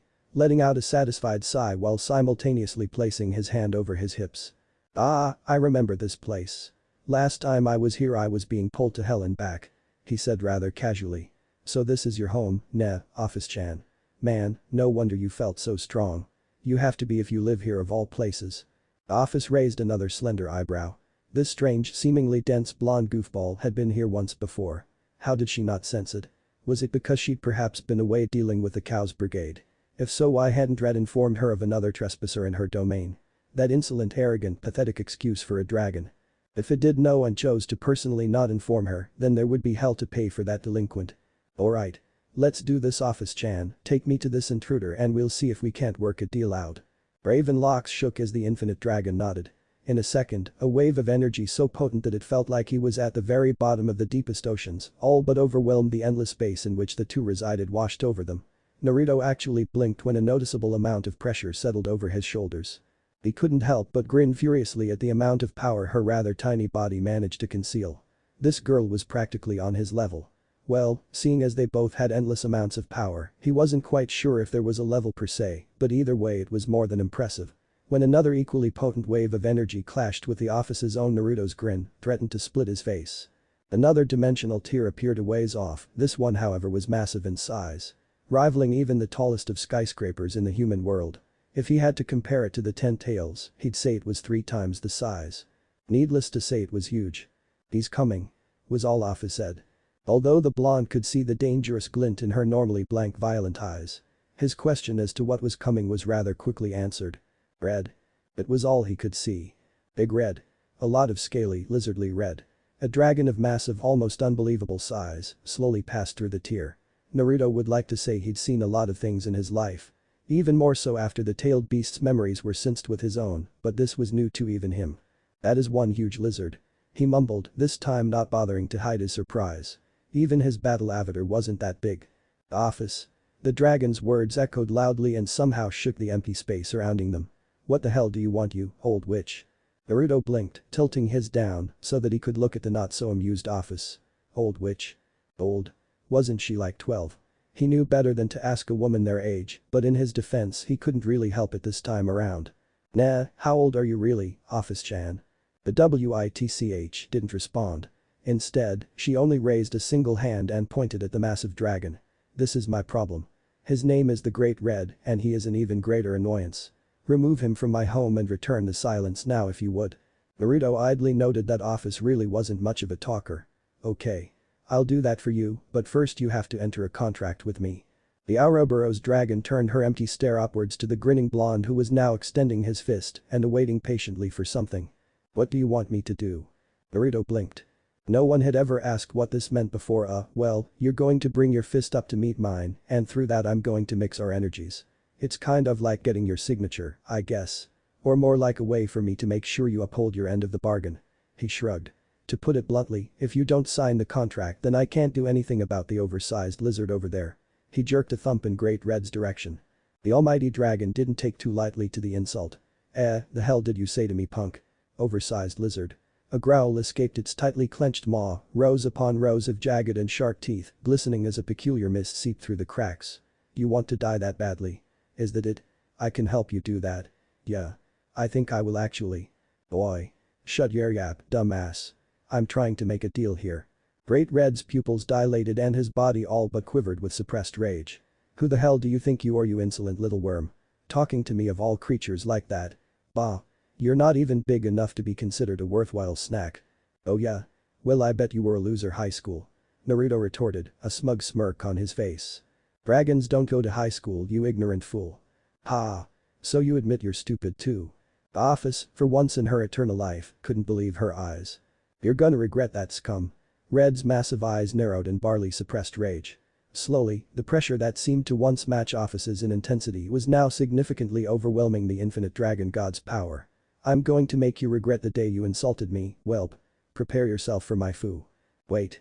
Naruto crossed his arms in a timeout fashion and glared defiantly. "I'm not here to fight right now. While I would love spar with you, this isn't the time for that. I have a more pressing concern right now. Like why you've decided to come and settle in my customer's home without permission. Answer that, Red." Under normal circumstances the almighty dragon would have never even considered such words and only attacked the arrogant human, but these weren't normal circumstances. Namely because that human, as he now recognized, was not only alive inside of the dimensional gap but was also matching his raw power in seconds with something a bit more different. Although Naruto's golden locks gradually shifted into a pale gray. "You are strong and I haven't gotten to really let loose since getting this power. Even I like to fight all out sometimes, you know." He grinned as he spoke, his skin turning into curious shade of pale olive. "I haven't really mastered it yet, but this should be more than enough for some fun." Next to him, Office froze up. Her hands trembling slightly at being so close to such a massive and terrifying power. "What is this?" He's matched Great Red with sheer killing intent alone. The now ashen-haired Naruto's eyes widened, and Office idly noticed they were no longer the blue they had been before. Now they were a deep violet with rings surrounding the pupil, like ripples in the water. When Madara took this form toward the end. It was almost impossible to touch him, we managed to take him down though. A rare scowl marked his face as he spoke. At a hefty price of course. Naruto shrugged his shoulders, deeming old sentiment inappropriate for a battle. He then extended his arm up, spreading his fingers wide and smiled pleasantly. At any rate. 12 black orbs, the size of baseballs, slowly fell into position behind him. Quickly forming into a perfect circle of the powerful truth-seeking balls hovering in place over his back. It's been a while, so please go easy on me. You are going to be an annoyance. I can already tell.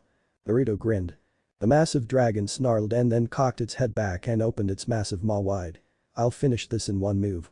It roared as a massive bright ball of pure white formed over its snout. Naruto only grinned wider.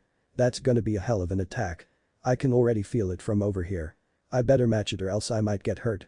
You might want to shut your eyes, Office-chan. Before his outstretched palm a tiny orb formed, the color of dark miasma. Within seconds the orb grew to match the same size and power of the true dragon's own attack. An inhumane sound echoed in his ears as the great rat unleashed its attack. The beast fired off its blast at incredible speed, a beam of pure light that crossed half the distance between them in a split second. Simultaneously, Naruto unleashed his own attack. Ijidama. It was never a good habit to shout your attacks out at people whom actually posed some kind of threat to your well-being. He realized this over the course of his 6th month in this new world, after taking time to reflect on his past and some of the mistakes he had made.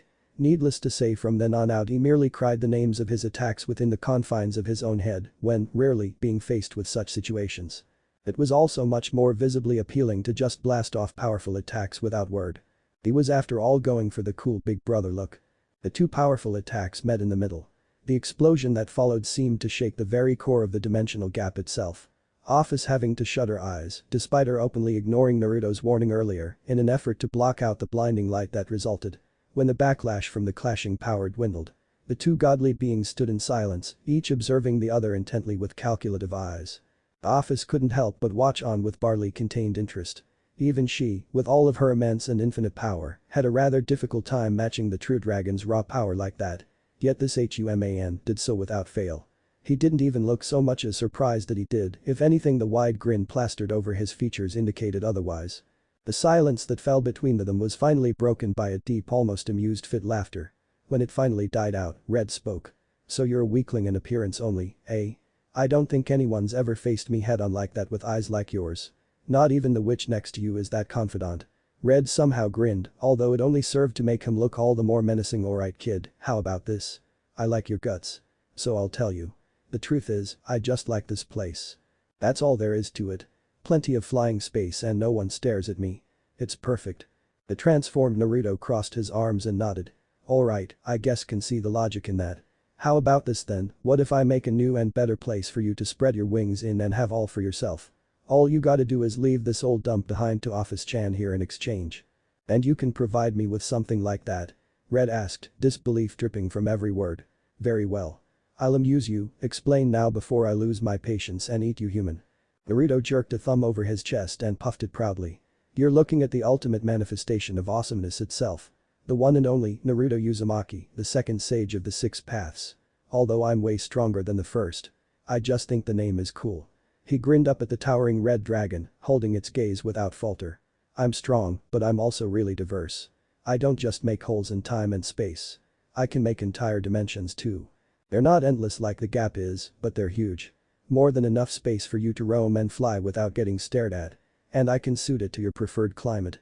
Hot, cold, moderate, grassy, chilly. You name it, big guy. I can deliver. Office couldn't believe her eyes, and now she couldn't believe her ears either. You are a strange human. If you manage to pull this off. I will pay the debt in full no matter what it is. She whispered to him. Naruto seemed invigorated at her words. Red blinked down at the tiny speck of the person below. Human, I am the dragon of the apocalypse. Why would I need something trivial like that? Like I said before. This place is just fine for me. I'm staying. Naruto pouted. Although he doubted the mighty being could barely even see it from way up above. Oh come on. Don't knock it till you try it. I showed you some guts, and if you agree whether you like it or not, I promise we can have a spar some other time. Hell, I'll even visit you. It seemed insulted at his suggestion. TCH, I don't need your crappy little visits. Although I would love to take you up on a spar. It's too rare when I get to flex my wings. I can't guarantee I won't rip your squishy pink flesh from your bones by accident though. Another grin leered down at him from above. This one more than likely aimed at being menacing. Although it didn't seem to faze Naruto as he merely shrugged. So long as you give it a shot. I don't really care. Red tilted its massive muscular neck in a short nod. Alright human. I agree to your terms. Take me to a place and then we'll see if I decide to eat you or not. Naruto nodded happily and it drew on even more power, a vertical slit forming over the middle of his forehead in between bone-white horns. The slit instantly snapped wide open, revealing a third eye. Amanamanaka. In an instant, Office and Great Red found themselves floating atop a barren wasteland littered with high mountains and a beautifully lit crimson sunset. Naruto spread his arms wide and smirked. Go ahead and test it out, Red. The true crimson dragon god snorted. Don't tell me what to do. It growled while glancing about the mountain-littered plains as it analyzed the new setting. Begrudgingly finding them to be more pleasing in comparison to the blank irregularly colored void that was the gap. It has been a while since I've felt the wind beneath my wings. It mused with a subtle amount of pleasure. The dimensional gap was a place of nothingness.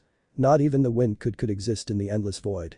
With his earlier bout of skepticism gone, the massive red dragon spoke once more. I sense no other life either. Your words prove to be true. Tell me human, why would you grant me homage in such a place? You could build a world here and rule as god, as others have done before you. Naruto once again gestured to the smallest of the three. Office-chan came to my shop and told me what she most desires. It's my job to give her what she wants now since she signed the contract. Wait, he turned bug-eyed to the girl next to him. Ah damn it. You haven't even signed the contract yet. I got too distracted again. Gah. He pulled at his ashen grey locks and groaned. Not a second later and Office found that very same clenched fist hovering before her. Come on, Office-chan. We're so close. He smiled down at her. The child glanced between the fist and then brought her own tiny slender arm up before pounding her knuckles against his own. Unlike Issei, she immediately felt the foreign energy invading her system. Whereas the transformed blonde's killing intent was vile and downright malicious, Naruto's energy was bright and warm. Like a sun. Okay. He chirped happily. With this your contract is signed. Now he turned his attention back to the massive dragon and spread his arms. What do you say, Red? All of this can be yours, plus visits. The Great Red remained silent for a moment before its massive mouth curled up into another vicious grin, and the scaled beast nodded. I like it. Promise me that the witch will keep an eye on that sleeping brat and never visit me unless it's to get your pathetic hairless hide kicked and you have yourself a deal. You hear that, witch? You can keep that shitty old place and all its burdens as long as I can call all of this mine. Naruto's appearance immediately reverted back to his original sunny blonde locks and ocean-colored eyes. Yes. He whooped happily. You hear that, Office-chan? You got your home back. Office stared at the currently celebrating blonde with wide violet orbs and for a moment, a pleased smile fell upon her dainty features. Yes. Thank you. Naruto leaned over the counter of his shop and happily smiled. All's well that ends well, he supposed. Well, that's it then. So let's review, nah. He floated up and over toward the expressionless preteen. In order to fulfill your request of finding silence and returning your home to you, I had to prove to arguably the strongest being I've met so far that I could in fact fight him head-on and create an entirely new dimension for him to live in. Naruto whistled. That's the biggest request I've ever gotten so far, so I'm going to have to ask for something of equal value. Now it's time for you to uphold your end, Office-chan. The girl nodded. I'm prepared to offer you whatever it is you desire. Money. Power. Women. Whatever you wish. Naruto rubbed his chin and hummed. If that's the case then my pay will be a condition. The Office blinked. A condition. He nodded. Yup. A condition I will set that you must uphold for however long I feel like it. And I suggest upholding it well, seeing as you know what I'm capable of now and all. And if you don't then I'll just activate the fail-safe and well, I don't think you want to follow me around for the rest of forever. He shrugged nonchalantly. So, are you ready to hear it? The Office nodded. He had returned her home to her and in doing so, given her sweet silence she'd craved the most. She would abide to the contract. Great. Since your request was basically two things, getting rid of Red and returning your home to you, I'm going to set two conditions. The Office prepared herself as the blonde held up a single finger and gave a wicked grin. 1. You're going to visit me 3 days out of the week. No ifs, ands, or buts about it. She blinked owlishly at the first condition. And 2. You have to start calling me big bro. Excuse me? Hey. I didn't hear a big bro in that. Naruto pointedly stated. Those are the terms of the condition and there's no negotiating. You're gonna have to deal with it now, he grinned. Come and give your newly found beloved older brother a hug. What? What the hell? The office, for the first time in her long-lived life, felt something other than nothing. Namely disbelief. When Issei next returned to the gutsy toad, he idly noted that Naruto wasn't alone this time around. Now there was a loli sitting over his desk with a rather sour expression over her frail features. Yo. Issei-kun, what's going on? He stated brightly, sparing a wave while casually leaning over the counter. Let me introduce you to my cute little sister, Office. The girl looked absolutely livid at Naruto's words.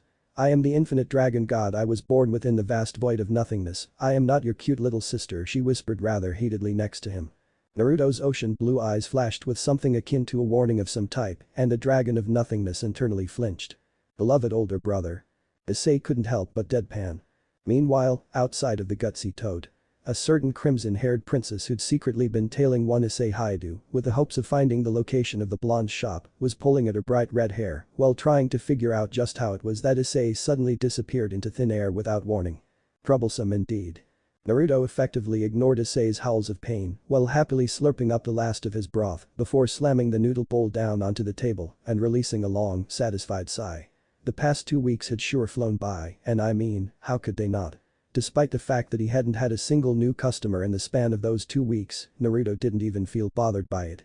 With Office visiting him every 3 days and Issei coming in almost every day after school for training, although the teen would define it more as torture, he found himself pretty occupied. So what did they say after that, Office-chan? He asked. I bet they were pretty mad, huh? Nah, is Red really that strong that you needed all that extra help in the first place? The Office nodded her head slowly and slid the ramen bowl away from herself while responding with her usual monotone. Red is the strongest being in existence, next to myself. His power could bring about the end of the world, so yes, I did require a bit of assistance in removing him. Until I met you, that is. She paused after that, watching as Naruto eagerly grabbed her unfinished bowl and downed the salty food in one go.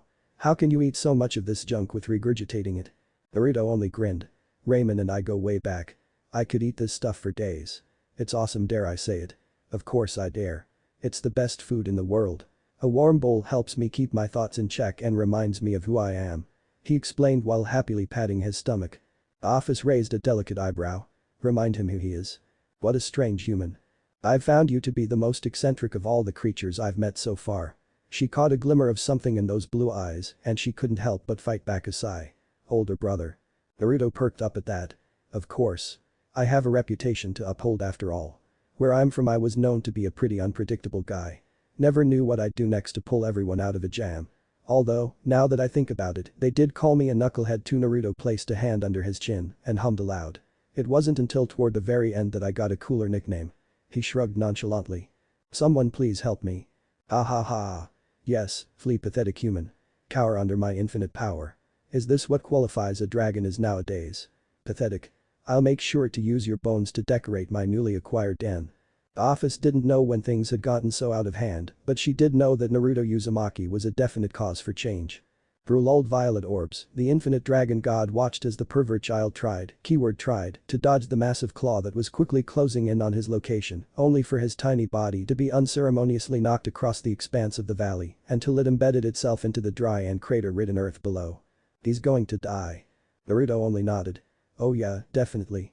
If he doesn't manage to make Red blink by the end of the week, I'm going to rip his soul out of his body. And this time I won't be putting it back.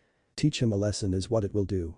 Once again, Office was reminded of the fact that this human was quite literally the most irrational, completely mad creature she had ever met. Why go this far for him? Fighting Great Red is suicide for anyone that isn't you or myself. His body was probably crushed by that blow alone. Why put him through all of this? It was a bit of a mystery to her. For the past 2 weeks she had kept up on their deal, if only for the principle of it.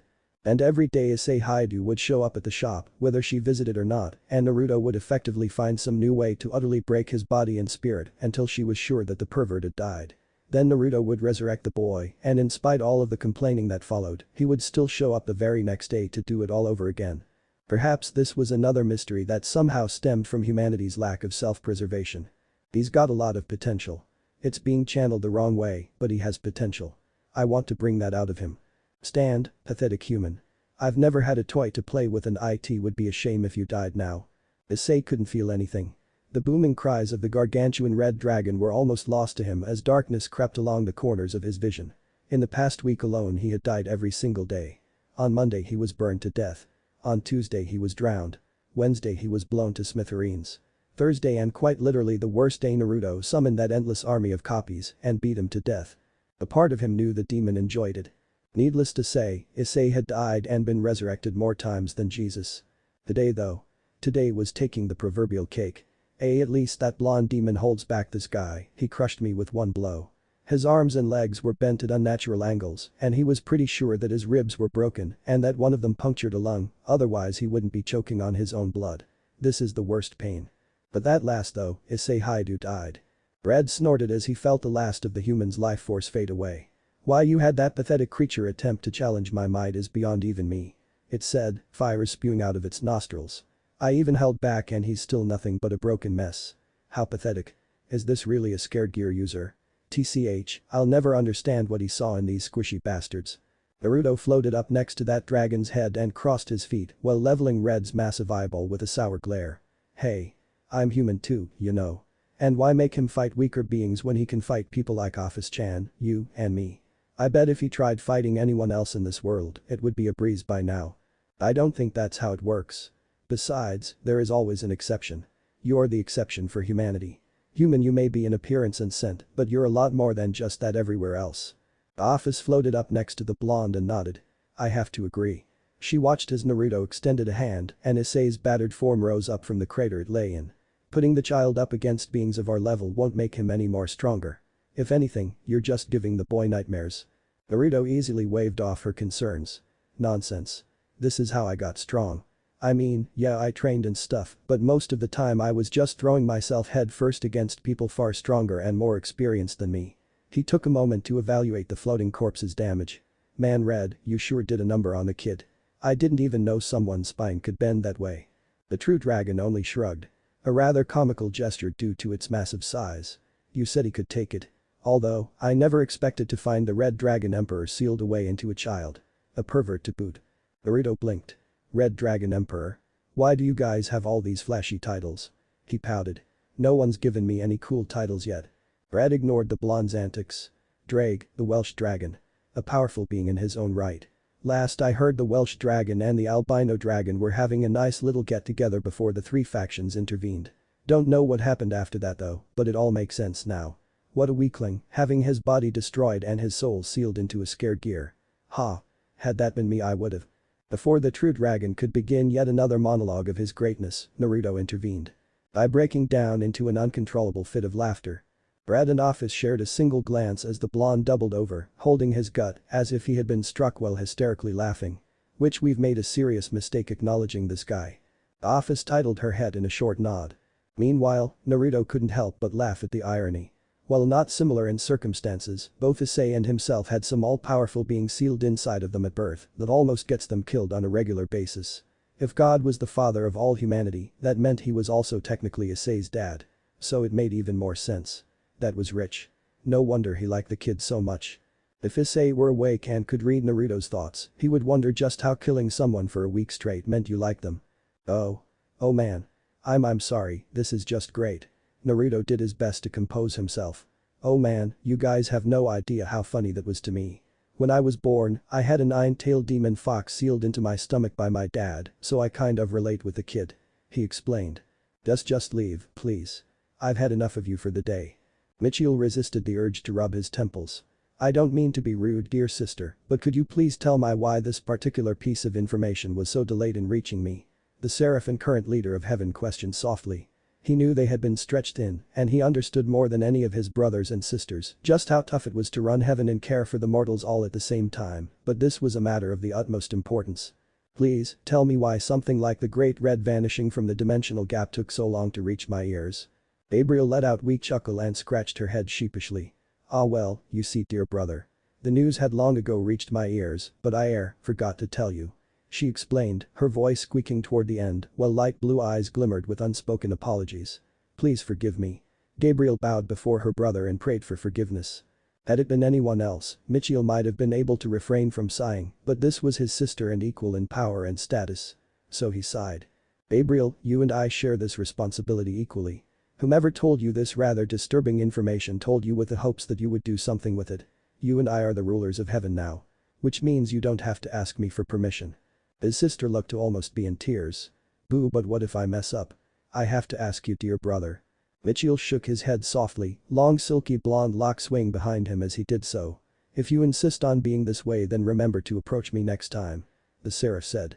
"Now please tell me someone is at least making sure that what the Great Red was holding back is still being held back.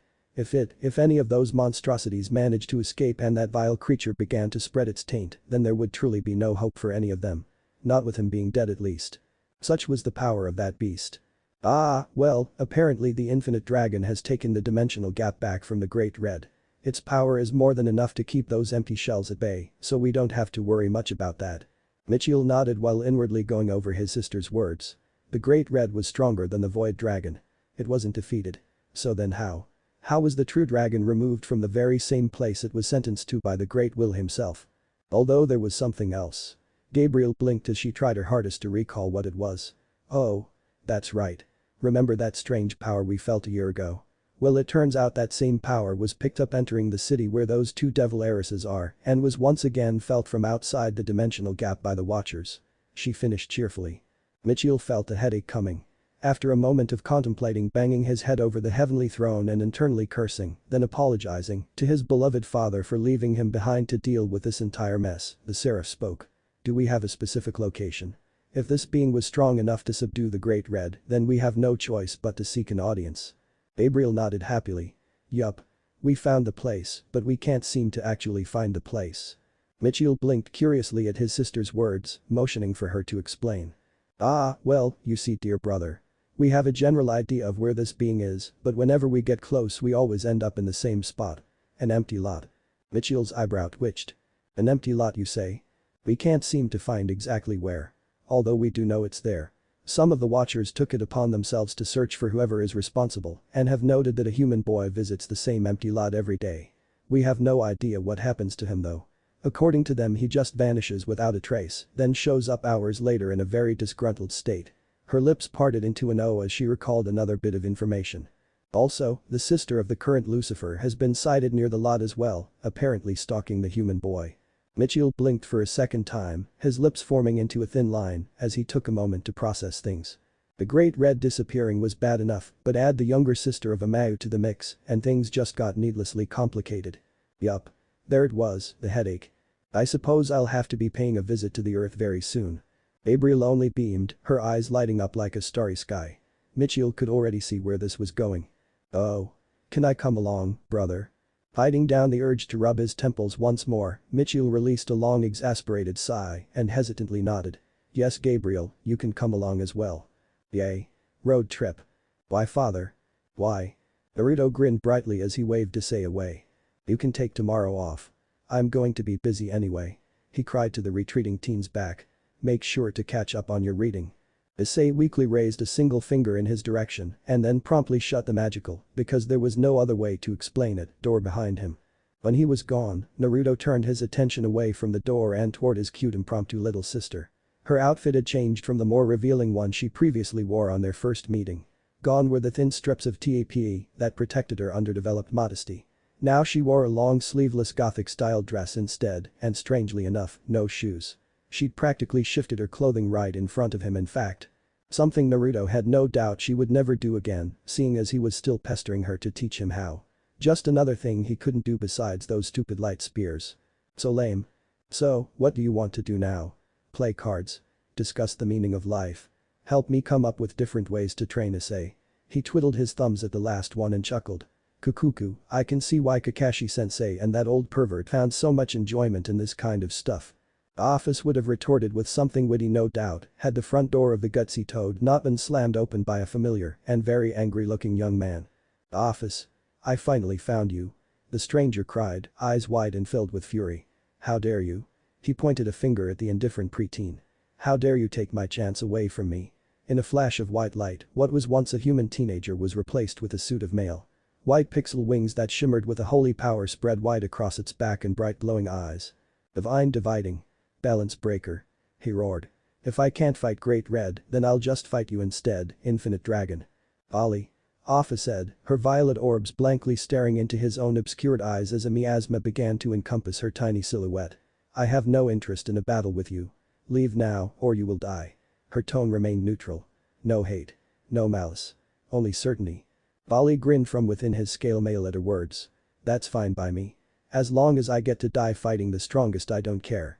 Without another word he charged, only for a hand to suddenly clamp around his head and block his view.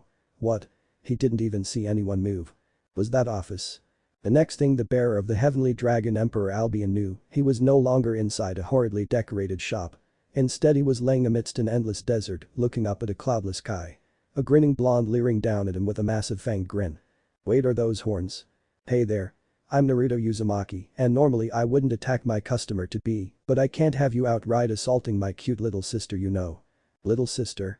Before she could speak up, Naruto beat her to the punch. Zip it sis, or I'll make you say it in front of that overgrown lizard too. Office wisely kept her mouth shut. One idiot with blackmail was bad enough, two was well, she almost shuddered. Of course, she would remember this. Now then. He began again, turning his attention back to the transformed Vali.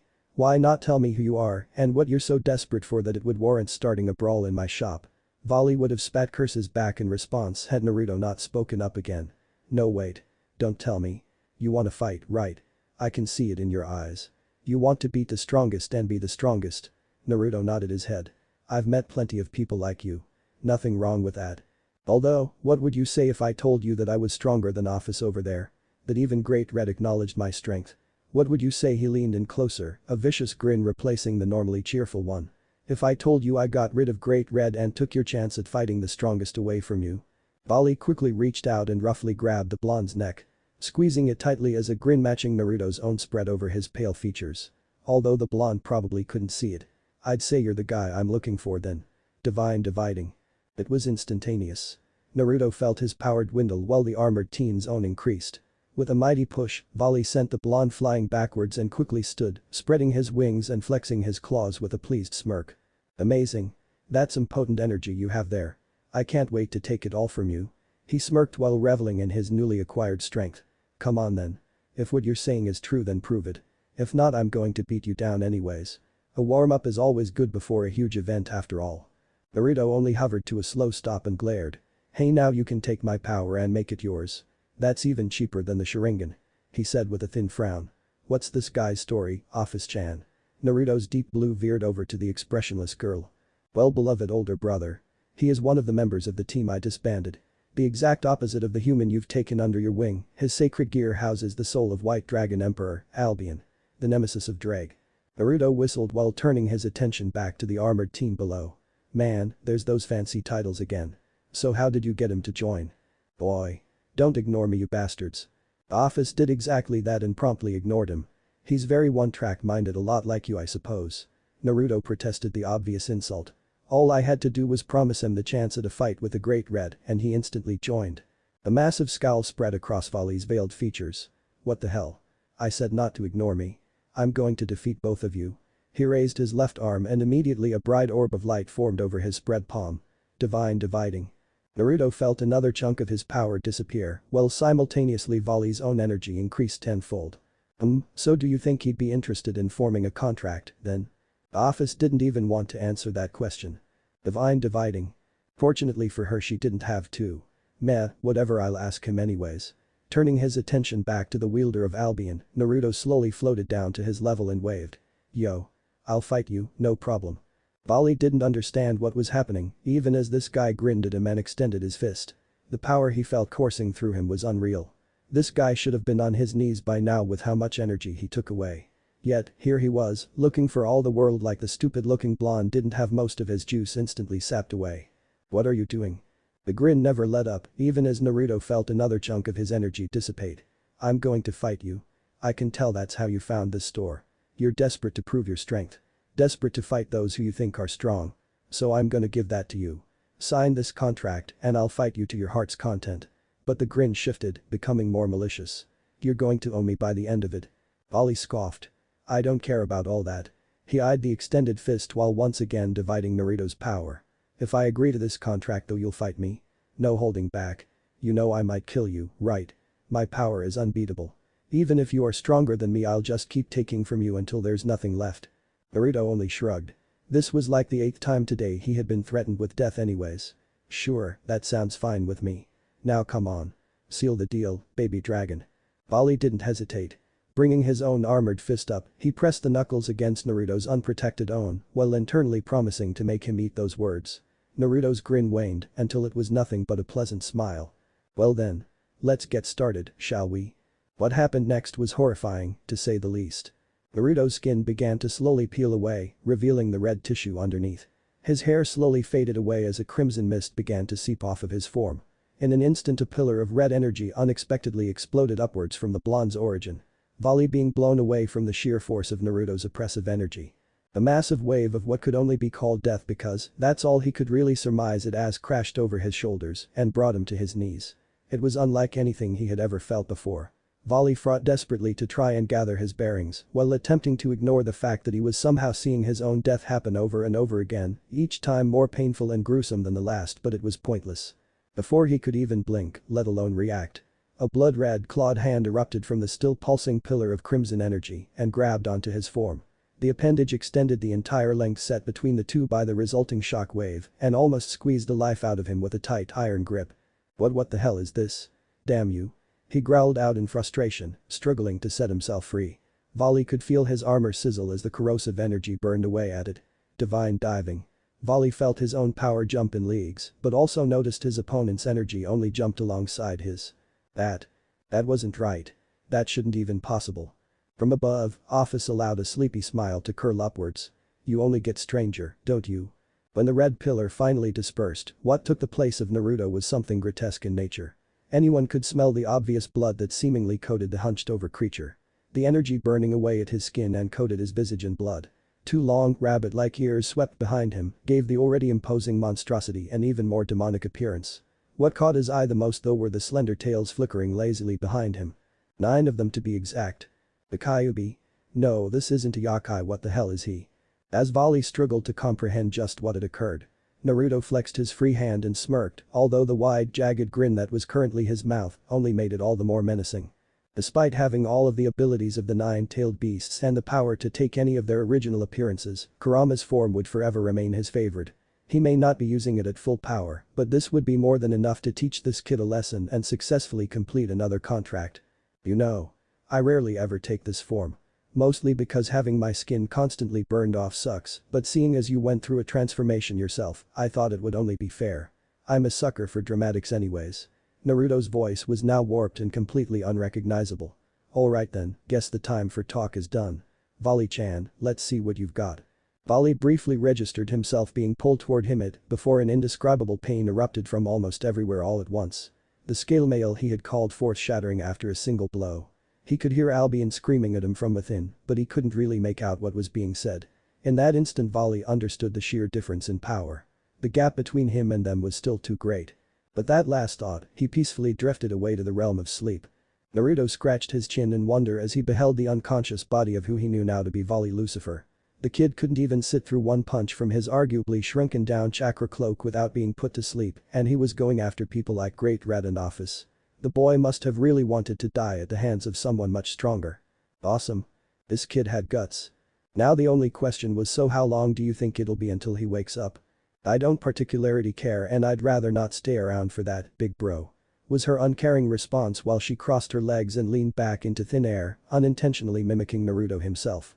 Once again, Naruto was reminded of how great a conversation partner Office really was. Still, at least she was remembering to say it now. Whatever would have come next was put off by the familiar sound of chiming bells. At the sight of the same black cat from before, who had somehow found its way back to his shop, Naruto blinked. How peculiar. Not only did he get a new visitor today, but he also got a reoccurring one. Today really must be his lucky day. Office on the other hand instantly recognized the furry creature, or more like, who the furry creature really was. Kurokashi spoke up, nodding toward the tiny animal's direction. The blonde turned to her, and then back to the cat. Office-chan, did you name Kitty? Not that there's anything wrong with that, of course. I like that name. It suits her. The Office only shook her head at how dim-witted Naruto could be, despite his rather cunning personality. Why was it that all-powerful men were either incredibly corrupted or just outright strange? Truly, it was a mystery. The black cat smirked. If cats could, you get the idea. Before his very eyes, Naruto watched as the four-legged feline underwent a metamorphosis and transformed into a very naked, very attractive girl with cat ears and two thin, black-furred tails lazily flickering behind her. Hi there. I don't believe we've properly met. My name is Kuroka and I'm interested in your services. She winked his way flirtatiously and Naruto's only response was to grin. Cool. I have two cat tails too. From his lower back and over his tailbone, two much larger blue tails sprouted. Light blue flames licking away at the tips. Well, what do you know? It was a beautiful day. The sky was clear and the sun seemed to shine brighter than ever. A cool wind contentiously swept through the streets. Birds sang, children played, and the various parts of the city were all bustling, more than just a bit crowded. For even the people who lived there could sense the peculiar serenity that came with this gorgeous day. Today was just one of those special days that would have seemed wasted if one chose to spend it inside. Which is exactly why Naruto decided to close shop for the day and wander about without a clear objective in mind. If only to unwind for a few. Let it be known that Naruto rarely leaves his shop and when he does, well. Say, Office-chan. What do you want to do today? His grinned, a smile as bright as the sun. We could do whatever really, I just don't want to spoil such a great day by spending it in the shop. Too bad it didn't blind her. The darkly dressed youth spared the much taller blonde a dull glance. I'd like to return home to the rift and perhaps read a good book in peaceful silence. Or maybe contemplate how one day I will most certainly pay you back for this humiliation, dear older brother. Somehow, even as toneless as that was, he could still almost taste the bitterness. Naruto for his part only grinned wider. However, seeing as both of those options are more than likely out of the window. I'll just say this, her lip settled on a thin line. I don't care. Just keep me out of any weird situations you will most likely get into, if you would be so kind. Naruto placed a hand under his chin and hummed. Well, you're not wrong about that, but are you sure there's nothing you want to do or try? Arcade. Pizza. Amusement park. We have a whole day here, you know. With every suggestion he uttered, Office found herself resisting the urge to wince. Arcade. She'd rather die. Amusement park. More like torture.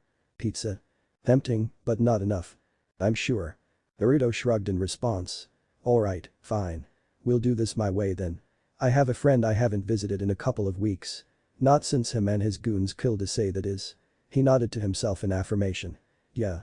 I need to get an update on how things are going anyways. So that's what we'll do. Maybe you know him, Office-chan. He turned to the infinite dragon. Tall guy. Dark hair, kinda looks like a vampire. Oh. Pointy ears. He's got really pointy ears. Clutching at his hairs, Naruto groaned as he racked his brain for a name. What's his name, Cockabeel?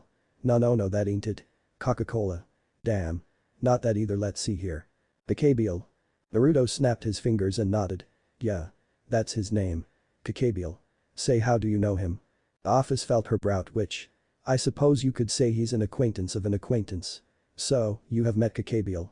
At Naruto's rather animated nod, she pressed on, all the while pushing back the distinct feeling that she didn't really want to know. Then pray, tell me, how exactly did this meeting happen? The horned blonde's grin instantly waned, going from bright to slightly embarrassed in seconds. His hand came up to rub the back of his blonde mop rather sheepishly as a weak chuckle escaped him. The Office was already regretting even asking. Well, I met him, and after a little talk he attacked me. We fought and well, it's sort of hard to explain. You'll have to see it in person. Remember how I said creepy bird brain dude? At her nod he paused, as if searching for the right words to say next. Damn, how should I put this? Well, he's creepy because he really likes me a lot now. The infinite dragon god felt her brow twitch yet again. What the hell was that supposed to mean? Her gut churned in the familiar way it did whenever she felt herself about to be pulled into some disturbing occurrence, namely by the blonde towering above her. She'd been alive long enough to understand that in this world there were in fact plenty of things that managed to disturb even something like her. Red and his great and powerful old fingernail collection were one of the first to come to mind. The almighty true dragon did indeed have a heavily prized dragon nail collection that he'd attempted to show her multiple times in the past. The very thought of it made her shudder. Hey, anyways, let's just go. I'd rather not go alone, to be honest. Really, it was too bad she was bound to that deal, and were it not for her being so sure that Naruto could enforce it, she'd more than likely be gone by now. With a begrudging nod, Office watched as the world around her warped in what she'd come to know as Naruto's favorite method of travel. Local passerbys would go home that day and wonder if what they saw was real or a figment of their imagination. A darkly dressed lowly and a blonde delinquent both up and vanishing into thin air. And for a very short moment, the blonde one looked to have a pair of horns sitting proudly over his head. Mitchell blinked. Surzic sighed. Azazel waved. Gabriel beamed. Hello brother, sister. Fancy seeing you here, eh? As always, the fallen leader was as tactical as ever. An almost bored smile settling over his tan features as he beheld his siblings. Azazel Mitchell fought back the urge to rub away the coming headache. What are you doing here? His partner, or more like tagalong, was a lot more energetic in her own greeting. Hey Azazel. It's good to see you again. You look great in black by the way.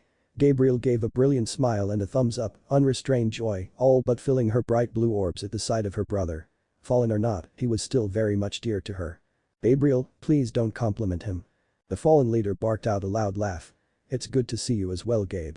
Violet orbs then trailed over to the taller blonde next to her. You as well, Mitchell. The current leader of heaven sighed once more, but offered a gentle smile his fallen brother's way nonetheless. I'm happy to see you safe, brother. There was the ever-present warmth in those emerald-colored eyes. The same all-encompassing compassion that led to the unanimous decision by the remainder of their faction all those years ago, electing Mitchell as the only one fit to take his place. His kindness and Gabriel's innocence were about the only things left that could sustain the heavens after the Great Will's passing. Azazel's bored smile shifted to a tiny sad one. A pity really, because the death of their father hit Mitchell the hardest of them all. The family reunion. I always love these. I would have dressed more appropriately had you told me, Azazel. Surzic turned an eye his companion's way. But judging by the look on your face. This wasn't planned. May I ask, Mitchell, what someone of your stature is doing here of all places? He gestured to the empty lot beside them all. I could ask the same of you, Surzic. Mitchell retorted softly. But you could so, just to be clear then. You're not searching for a blonde guy with horns. The seraph blinked, his head tilting slightly to the right. His expression was understandably one of bewilderment. Horns, you say? Like the human interpretation of a devil. Surzic nodded. Yup.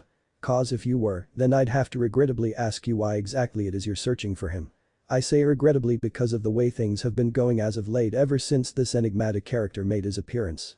Meaning that he had the gall to insult my Rias tan, and I can't let that go unpunished. Gabriel brought a single finger to her lip and hummed aloud. Say brother. Now that I think about it, the guy one of the watchers mentioned being seen outside the shop on a few occasions had blonde hair and horns too. Mitchell visibly slumped. Gabriel, you really need to tell me these things. He whispered in clear defeat. The blonde seraph only bonked her head playfully while putting together the most apologetic expression she could muster. Azazel released another bark of laughter at his siblings' antics. Ha. Man, you guys never change, do you? Surzic wasn't as amused. Okay, so it's been established we're looking for the same guy. Could you tell us why you're looking for him though? Before Mitchell could respond, Gabriel beat him to the punch. The Great Red has disappeared from the dimensional gap and we think whoever owns this shop could be responsible. Azazel only laughed even harder. Watching as Mitchell's line of sight drifted away from the innocently smiling Gabriel and toward a nearby post. More than likely contemplating banging his head over it. Father always did say his job was stressful. Once again, Surzic was not amused. No.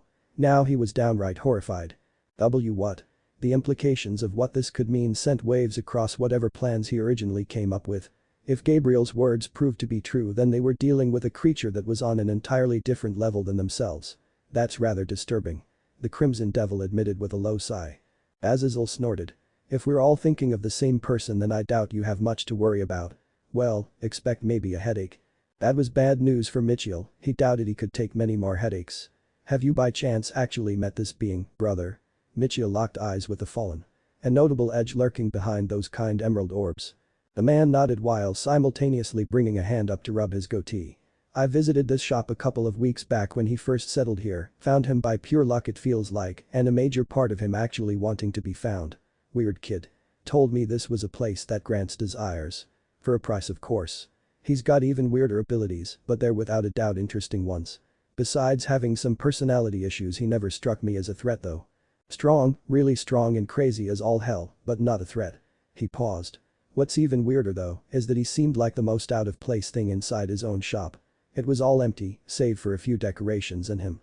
The corner of his lips twitched slightly and he gave a light shrug. I have a soft spot for kids though, so don't take my word for it.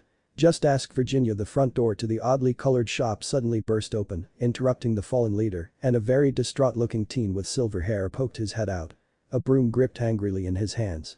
Boy. The hell is with all this racket out here? Don't you bastards know it's rude to loiter? I'm not above kicking your asses in the boss's place, you know. Icy blue eyes locked onto the four very familiar and very powerful beings standing outside the gutsy toad. All with varying expressions over their faces. Vali, what are you doing here? Azazel leveled his ward with an even glare. Hey Azazel. I can explain. Naruto-sama. Kakabiel, survivor of the Great War, leader of armies and conqueror of entire battlefields, son of God and commander of the fallen angels, neatly pressed his forehead against the abandoned church grounds with enough force to crack the old wooden floor before one sheepish-looking blonde. Kakabiel, the fallen conqueror, who bowed before none but his father. Bowed before Naruto. Why? Why was he doing that? Office was starting to believe in a greater power that she wasn't even sure Naruto himself knew he had. Something she was beginning to dub the Uzumaki effect. Hey, Kakabiel-kun. I'm here for an update, got anything new for me? Without lifting his head to meet the blondes, Kakabiel eagerly responded. Yes, Naruto-sama. The preparations you requested have been made. I've used all of my current influence to garner as much support as possible. Soon, your master plan will come to fruition and you can reap the benefits while I shower you with all too deserving praise. Was that a pool of tears spreading underneath his head? I'm so pleased, Naruto-sama. You have returned like you promised. I thought I'd failed you the last time.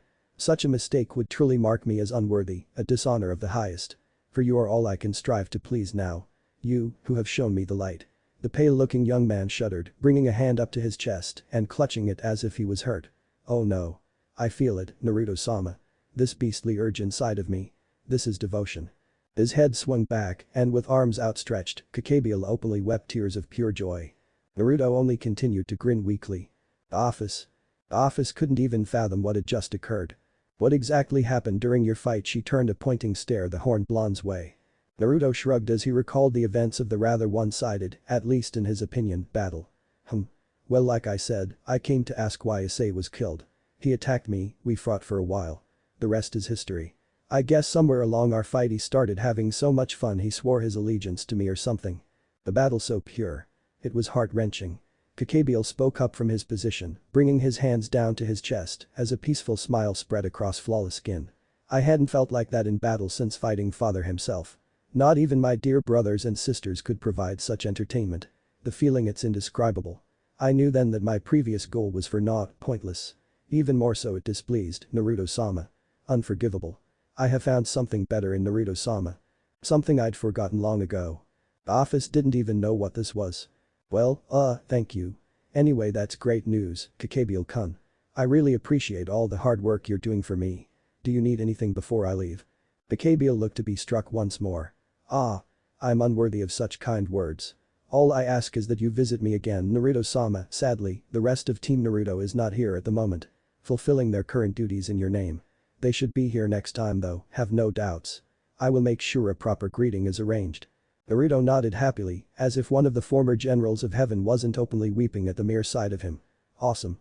Remind Rainer-chan that we still have to finish our talk too, please, thank you. The blonde turned to Office and motioned for something. What? Naruto's brow furrowed. Say goodbye, silly. It's the polite thing to do. He shook his head slowly. Geez, don't you have any manners, Office-chan? Their violet orbs locked with his blue in a battle of sheer wills. After a rather long period of silence where the two figuratively duked it out, the infinite dragon sighed in defeat. There really was no winning with this guy. Tilting her head goodbye, she turned and made her way out of the abandoned church that previously belonged to a rather shady and dangerous faction within the ranks of the Grigori. Now reduced to what was the name? Oh, right. Team Naruto. The blonde in question only shrugged before following after her. He supposed that was good enough for now. Goodbye, Naruto-sama. I'll make sure to inform Rainer-chan. I hope to spar again soon. Call on us whenever you wish. I'll be ready. But the final wave, the duo dissipated into the wind. When Issei stepped into the gutsy toad that following evening, he expected to see the familiar face of a grinning blonde with horns and a scowling gothic loli. Instead, he was greeted with multiple curious looks from a multitude of very unfamiliar faces, although the brunette did note that one was a carbon copy of Rias, although male, and the others all had wings, one with a familiar black. Before the chiming could fade away, the youngest of the group of strangers all but shouted at him. Who the fuck are you? You trying to sneak up on the boss or something? Out of all of them, the last one had the strangest hair color. Vali was quick to level the shorter teen with a menacing glare, all the while flexing his power in an attempt to intimidate Issei.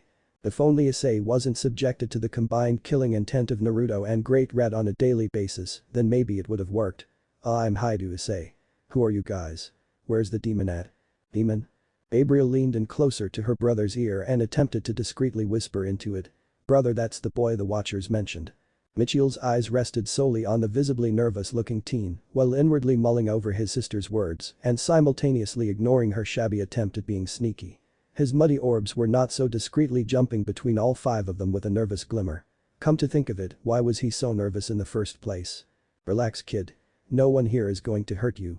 Azazel was quick to grasp Vali by the collar and sit him back down. It's not you I'm afraid of, Issei mumbled softly. He couldn't help but think this would be a new training method devised by that nefarious blonde demon. Surzich instantly beamed at the sight of Issei's uniform. In the blink of an eye he was next to Issei, gingerly holding his hand with hearts in his eyes. A student of Kuo. Do you know my Rias Tan? Bah. What am I saying, of course you know of her. She's perfect in every way, isn't she? So honestly it'd be more strange if you didn't know her. Haha. Don't you agree that she's the best though? Nah. Isn't she? The two were practically cheek to cheek now. Issei was growing visibly uncomfortable and highly disturbed. More so the latter. Why your Grimmery sense, brother? The brunette managed out despite the close proximity of their faces. You guessed it. Surzich, leave the kid be. You're scaring him. Before the conversation could proceed any further, a small pop resounded throughout the shop. All eyes immediately turned to the spot that was now being occupied by two people, one familiar and one not so much.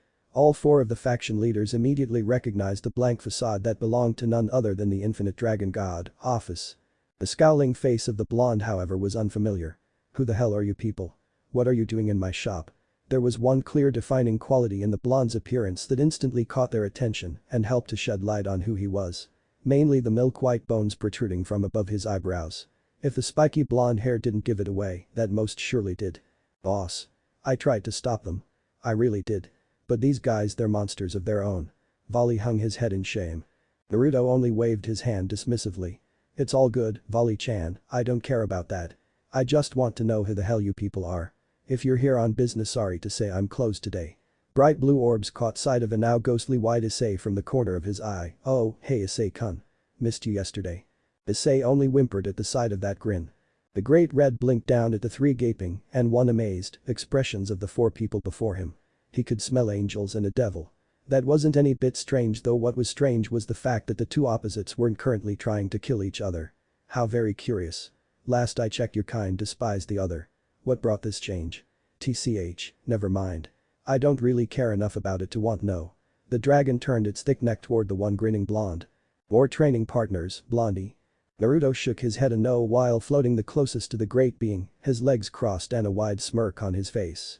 Afraid not red, these guys just wanted to make sure you were okay. They felt you disappear and got a little worried about it. You stinkin' lizard, you didn't tell me you were this popular. Naruto wiggled his eyebrow suggestively. The two spoke as if they were on equal footing. That alone was a testament to the blonde's power in the eyes of Surzich. Amazing boss. To speak so casually to the great red. You really are worthy of being my teacher.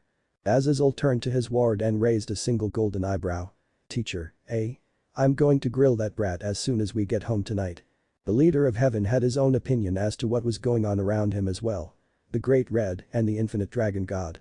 Mitchell felt his eyes drift toward the two teens, one gazing at the horned blonde with awe and the other with dismay. Along with both of the heavenly dragons. With this much power he withheld a smile. Did they now? Red blinked once and focused intently on the faces of the three angels floating a distance away. For a moment a flash of much younger counterparts enveloped their current appearances and it remembered. Ah, I know you three. His children. You've grown up brats. Gabriel happily waved to the massive crimson dragon. Hey there, Red Sama, it's very nice to meet you. Or is it see you again? I can't really remember. Although I must say, you're quite the handsome dragon. The 12-winged angel winked in the dragon's direction and the weight of it was enough to cause the great red CHEEKS to turn an even deeper color of scarlet altogether. DTCH whatever, of course I'm as handsome as ever. Naruto tried his best to contain his snort at the sight of the great red blushing, really he did. Despite his best efforts though it was useless. He'd been quite easily hurt. Hey? What was that, Blondie? You laughing about something over there? Why not share with the rest of us? Better yet why not be a good little ant and stay still while I squash you under my claw? The tall mountains surrounding them quivered and shook with each of the dragon's words. On instinct, the faction leaders unconsciously tensed and prepared themselves. The office shook her head slightly at the unnecessary display, while next to her Vali held a now unconscious Issei, who'd passed out at the very sight of the monstrous Red's power due to the sheer fear that struck his heart. Flashbacks of being squished, slammed, and burned to a crisp overloaded his mind, and within seconds the poor teen had passed out. Who could even blame him? Naruto was more interested in picking his nose. Huh? You say something? He flicked a stray booger off of his index and turned his full attention to the now seething Red.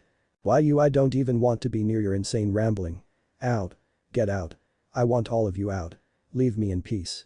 Grumbling to himself, the dragon spread its wings and prepared to take flight. I swear, you're making me start to sound like the witch with all this talk of being left alone. The great crimson wings flapped once and a storm of sand and debris enveloped the dry, cracked land below.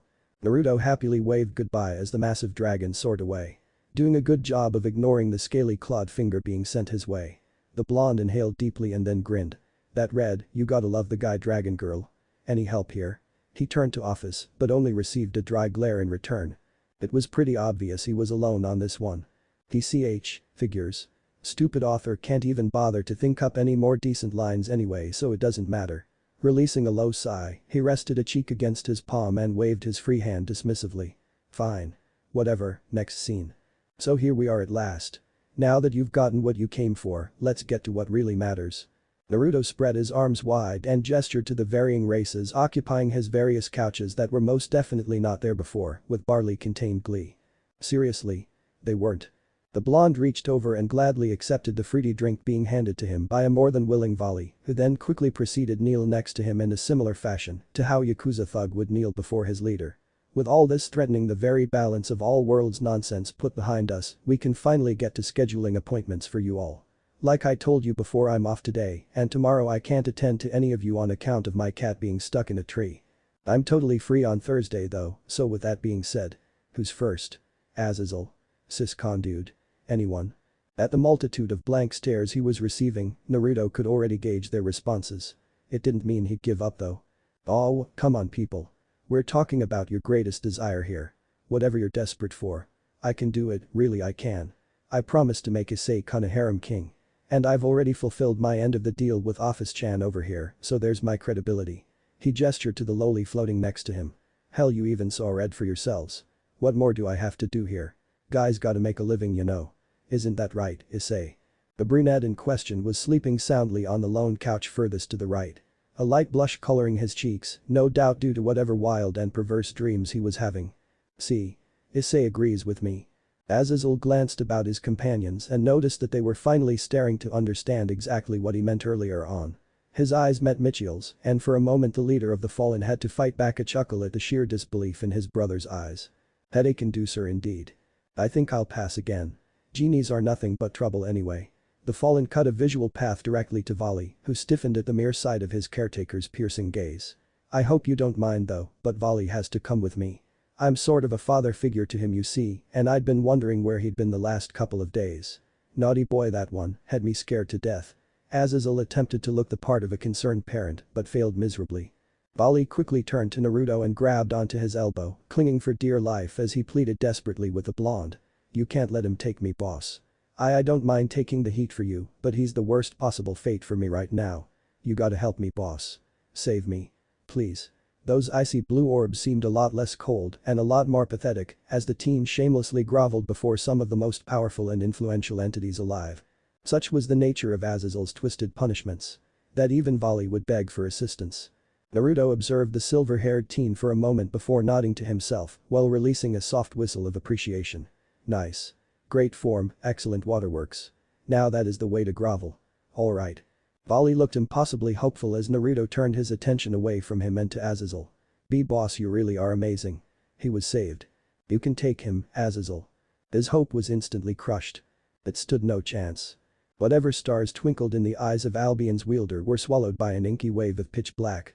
B-boss. No. You can't let it end this way. Naruto only wagged a finger in the outraged Vali's face. Now. It's important to be considerate of your parents, your boss I may be, but your father, surrogate or otherwise, I am not. Just please let him visit, Azazel. Well, honestly, either let him visit or I'll make you let him. I made a contract with Vali-chan here, so I guess you could say I'm his uncle now, and nothing you can say or do is going to change that. He paused for a moment. Does that make any sense to you? He inquired offhandedly. It makes all the sense in the world, Uzumaki. The fallen responded while uncrossing his legs. Well, I'll be seeing you all. Lovely chat, but I have some rather important things to attend to at the moment. Azazel reached over and easily plucked the horrified Vali up by his collar and proceeded to drag the teen away. Ignoring his ward's cries of mercy all the while. Just as he was about to step through the door, the fallen angel paused and then spoke. He supposed now was as good a time as any. By the way, Naruto. Do you happen to know anything that could shed some light on the way Kakabiel's been acting lately? You see he's been a little more intense than usual. Nope. No idea what you're talking about. Really? Right. So you have nothing to do with it whatsoever? You're sure? A quick nod was his only response. So the shrine he keeps in your honor hidden away in his room is just a coincidence then? Naruto shrugged innocently. Must be. No other way to explain it. Azazel sighed. Of course, he shouldn't have expected any less. The ringing of the chimes drowned out the rest of his exit and Vali's cries of terror mostly. With those two gone, Naruto lazily waved his arm and the door quickly shut behind them. Oh well. You lose some you win some he supposed, no point in crying over spilled milk right. With that in mind the blonde turned his attention to the remainder of his guests and grinned widely, his fangs glimmering in the light. Now it was down to 3. So, what are you guys desperate for? Surzich didn't like the twinkle in the blonde's eyes. Honestly, this guy felt more like an actual devil than he himself did. Fighting down the urge to crawl into a hole to bury himself away, the Crimson Satan coughed into his hand and gathered his wit. It was time to begin with the negotiations. What would come next would surely shape the outcome of all the realms. The office vehemently fought the urge to sigh. The boy, Issei, was blinking back at her with a bewildered expression plastered over his idiotic features from across the dark blue counter. Though she couldn't quite blame him for his confusion, as she herself was a tiny bit confused by her current predicament. One day she would get her revenge on that blonde sadist, rest assured that it would come. Today however was not that glorious day. Mostly because that same sadist wasn't around.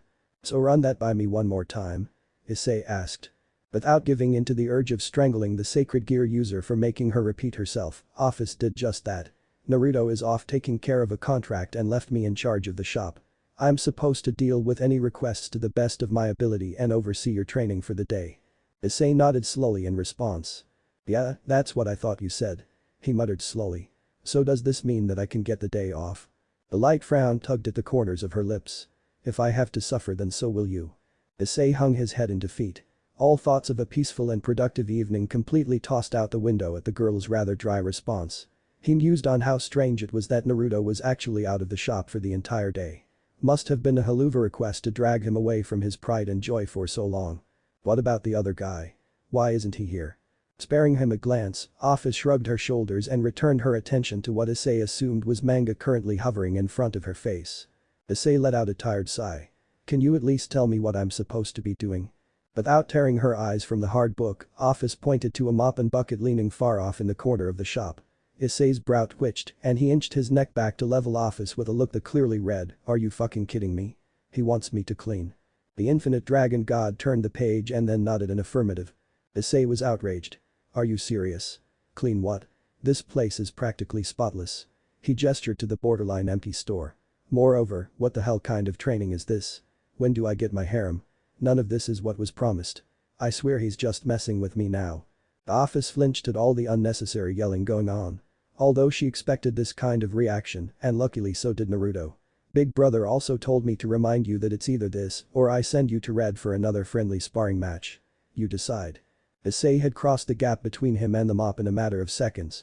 After a minute or two of nervously mopping the same spot while attempting to not pass out due to flashbacks of having his body crushed and spine shattered. He paused and then hesitantly turned his attention to the still reading Office. Biting his lip, the teen considered his next words for a moment before nodding to himself. Oh Office-sama, could I maybe ask you something? Issei deadpanned. Alright, well, I'm just going to go ahead and ask anyways. Just how long did it take the demon to grant you your desire? Since he had to take on Red to give you back your rift or whatever, it had to have taken a while, right?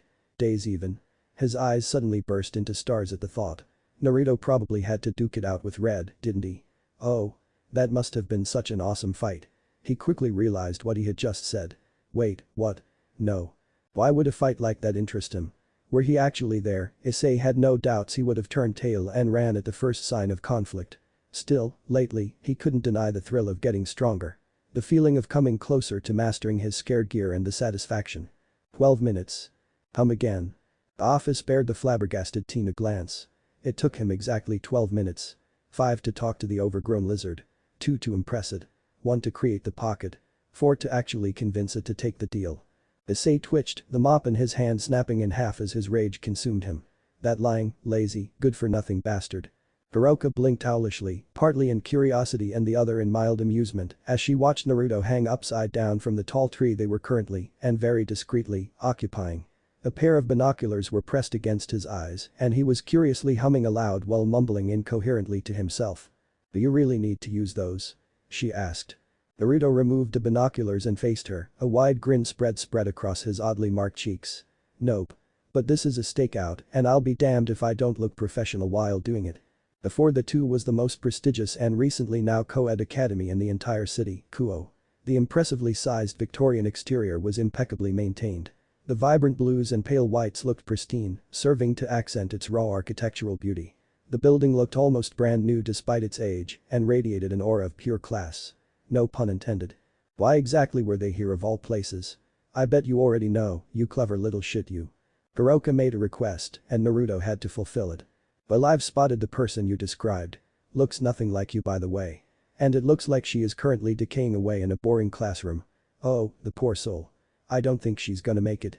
The heartfelt frown and genuine remorse that all but shimmered his eyes almost made Hiroka believe him. "Almost. I expected nothing less.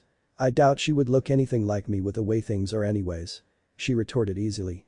Naruto discreetly noted the rather nervous edge flickering behind the girl's hazel eyes. "Say, I'm not gonna lie to you. This is about the weirdest thing anyone's ever asked me to do. That's saying something too. Considering I'm supposed to give someone a harem of all things.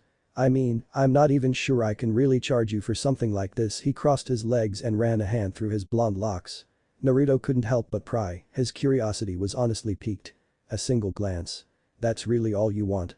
You need to see this person so badly that you're willing to make a deal with me of all people. Knowing that I could effectively ask anything I want in return. I could tell you to kill yourself for all you know and you'll have to do it. Like it or not. Hiroka smiled thoughtlessly. "That's exactly right. I'll do whatever it takes, even if you were to say ask me to bear your children." He groaned at the last bit. "Not this again. Listen lady, I've already told you, not until I'm financially stable with a clear-cut plan for the future. I can't just have my kids growing up with such an unreliable dad, you know. We can talk about it later down the line but not now." He paused and then smiled. "Although I suppose I can see where you're coming from. I have no room to talk myself. Given the chance, I would do anything to see the people I care about again. Even if it's just a single glance. Hell, I would probably bear someone's children too." A single brow was raised in response to his comment. "Oh?" She opted to ignore the last bit. "I wasn't aware you even had people like that. You don't look like it." Everyone has people they care about. Saying something like that is almost the same as saying I'm not human or something. Which I am. Hiroka waved of his concerns. An eerily cat-like smirk curling her lips back up. Of course, though that wasn't what I mean." She winked at him, her dark ears twitching softly while her tail swished about lazily behind. "It's just the way you are, if that makes any sense. It makes it hard to imagine you in that kind of light. Doesn't seem like you were even born really. More like created." Naruto nodded an affirmative, which only served to confuse Hiroka. "You're actually not too far off." He began as if nonchalantly discussing the weather. "I was sorta kinda created about a year ago. Or is it reborn? That's a pretty good question honestly." He pursed his lips and adopted a thoughtful expression. "Dimensional travel can be a bit complicated. More so when things turn out the way they did for me." He shrugged. "Oh well, I don't fully understand it myself. All I can tell you is that I've got plenty of people I care about. I just can't ever see them again." That's a rather depressing thing to say. Not really, it's only depressing if you think about it. I'm just stating the facts. You're a pretty cool cat. Pun intended. And you're the first person to ask me something that didn't involve a selfish motive. You just want to see your beloved little sister, right? What was her name? Shirin. No wait, Shirami. Damn it. SH. Shirin. She corrected him. "Please don't butcher her name like that."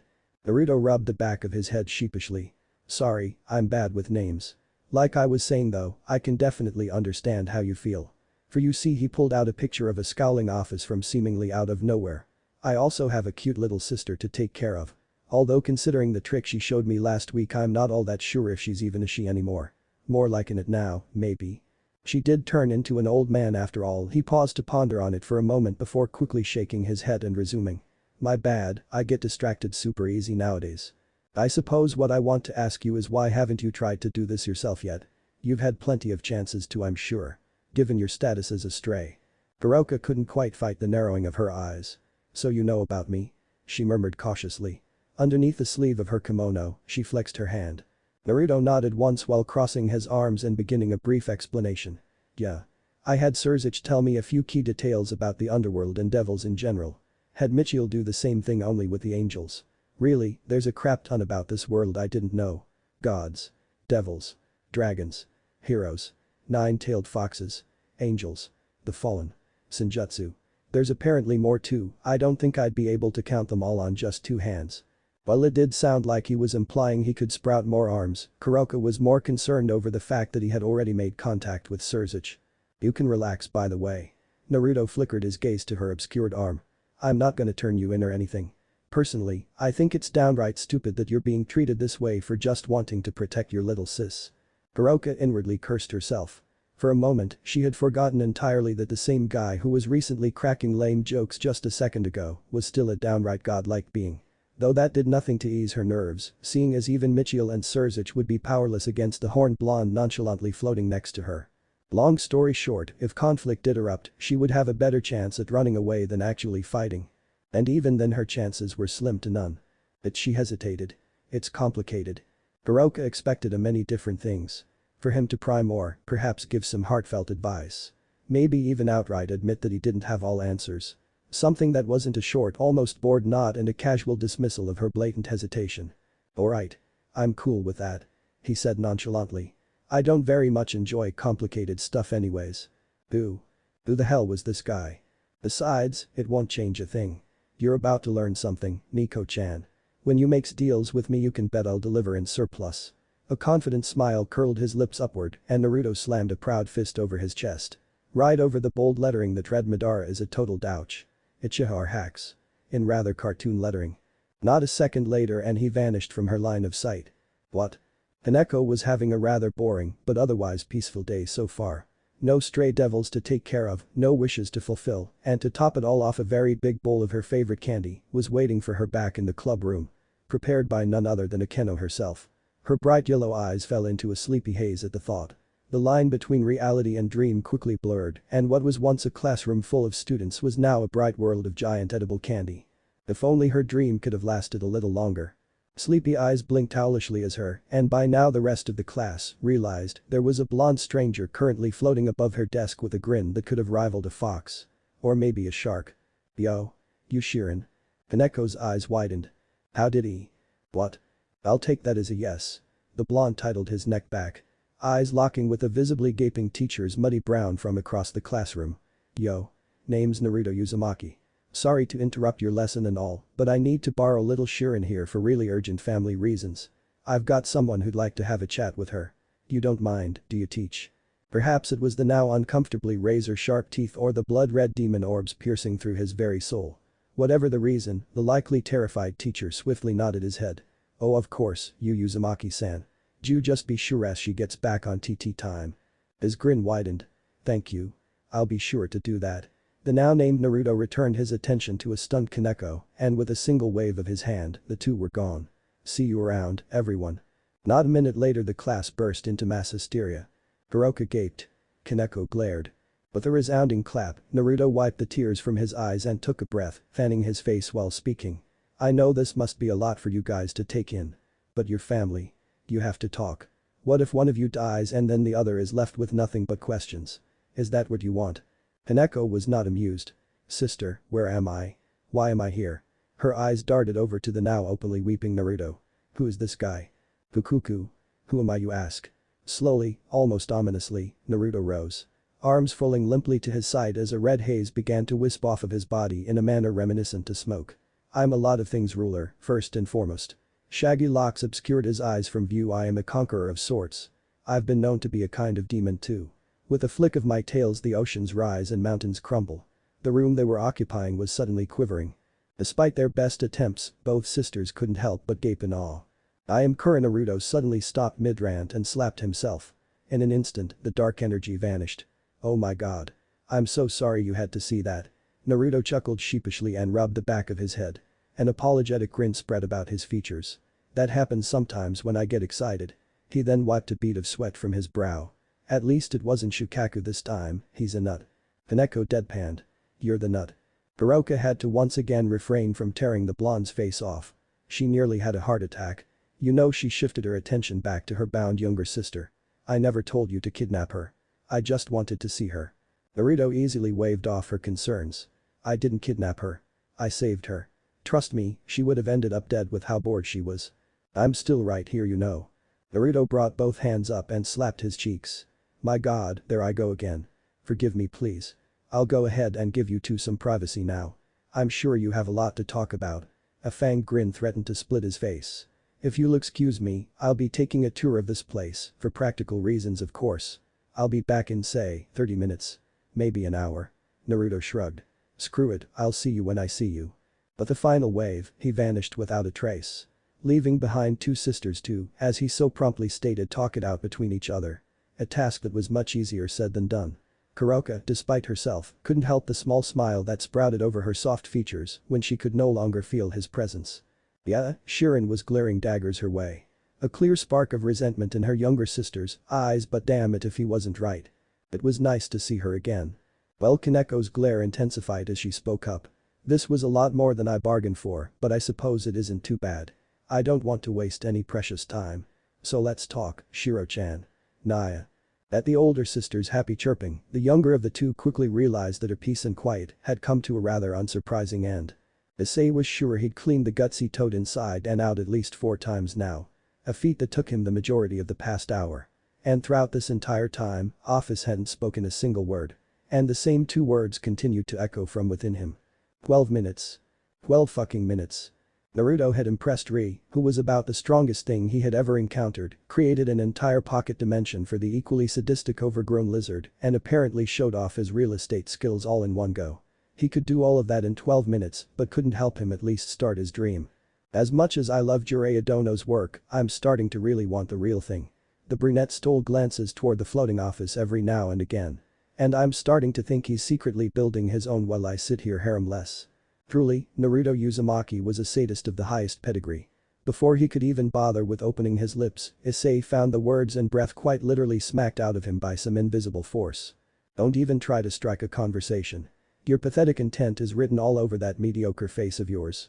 Office idly tended to a single strand of her raven locks that was currently blocking her line of sight. The only reason I deal with Naruto is because he's strong and because I do owe him this much. You, and the rest of this annoying band however, are not as strong as him. Therefore I can impose my will all I want. She spared him a single blank glance. To make a long story short.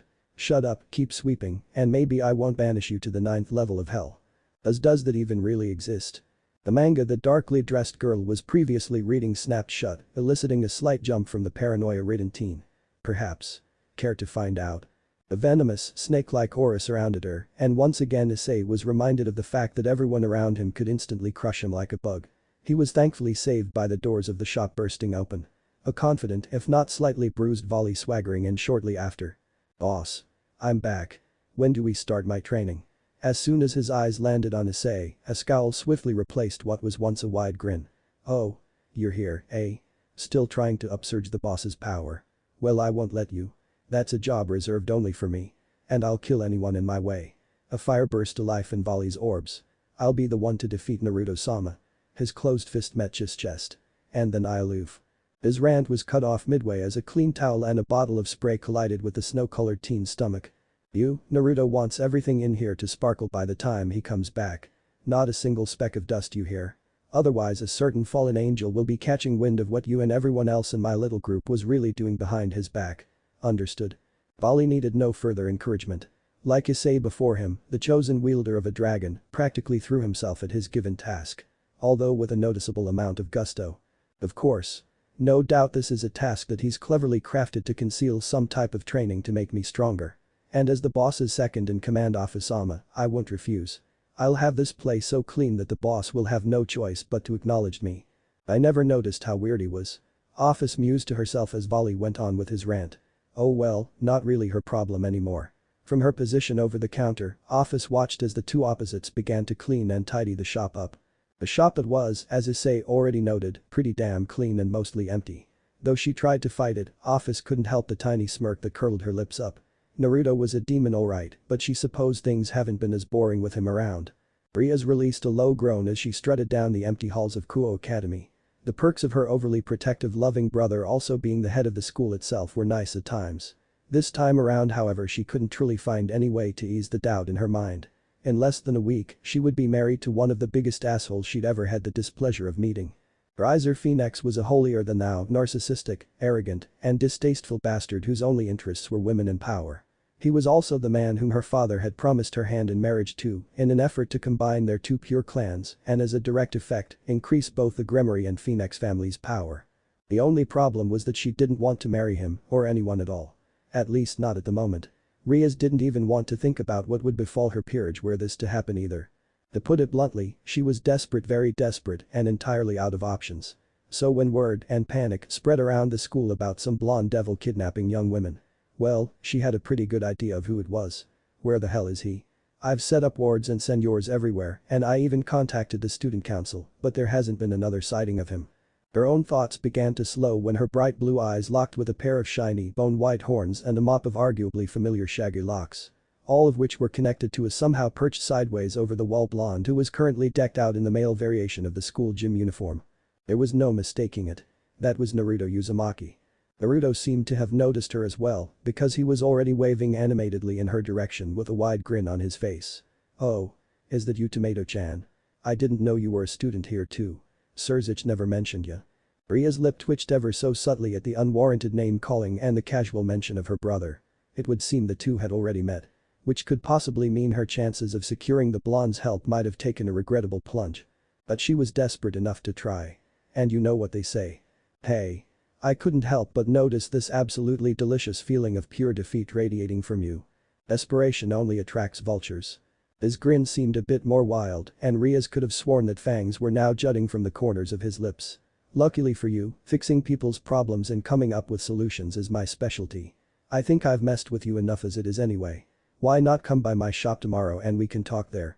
What you say, little red? His close proximity wasn't enough to throw her off. The fact that she didn't even register him move from his previous spot over the wall however did. I don't know where your shop is. She admitted sourly after a moment. Naruto tilted his head. Of course you do. You've been staring at it for the past week now. Before she could even speak, Naruto raised his hand in an attempt to shush her. Trust me on this, just do what you normally do and I promise that this time around, you'll see it. He winked. You don't even know what I'm going to ask for. How are you so sure you can provide a solution for my particular problem if you don't even know what my issue is? Naruto only grinned. You're right. I don't, which means the only thing left to do is to come to my shop and find out if I can or cannot. He shrugged his shoulders. Either way I've wasted too much time already. I've got physical ed. Next and I don't want to be late for that. I heard we're going to be playing dodgeball. Which I have no idea what that is to be honest, but I'm assuming it involves dodging a ball. Rias was baffled by the sheer amount of inane babbling spewing from his mouth. Why was it that all of the insanely powerful beings were all batshit insane? Ah. I'm gonna be late. Until next time, Tomato-chan. Just like before, Naruto vanished into thin air with a simple wave goodbye. Leaving Rias behind to inwardly fume over the fact that once again she couldn't get a single thing from him other than a few taunts and a casual dismissal. For one such as her it was admittedly a bit frustrating to say the least. Although one thing was for sure. Naruto Uzumaki was trouble, the type she never thought she would have to deal with either. Stray devils. Angels. Fallen angels. She could handle that no problem. The psychopathic blonde with horns who could casually warp the very fabric of space and time at will. Now that was an entirely different story. Another sigh escaped the radiated girl. Time to alert her peerage of their newly found plans after school. What if Naruto was a dimensional shopkeeper in high school DxD? End here and thanks for watching my video till the end.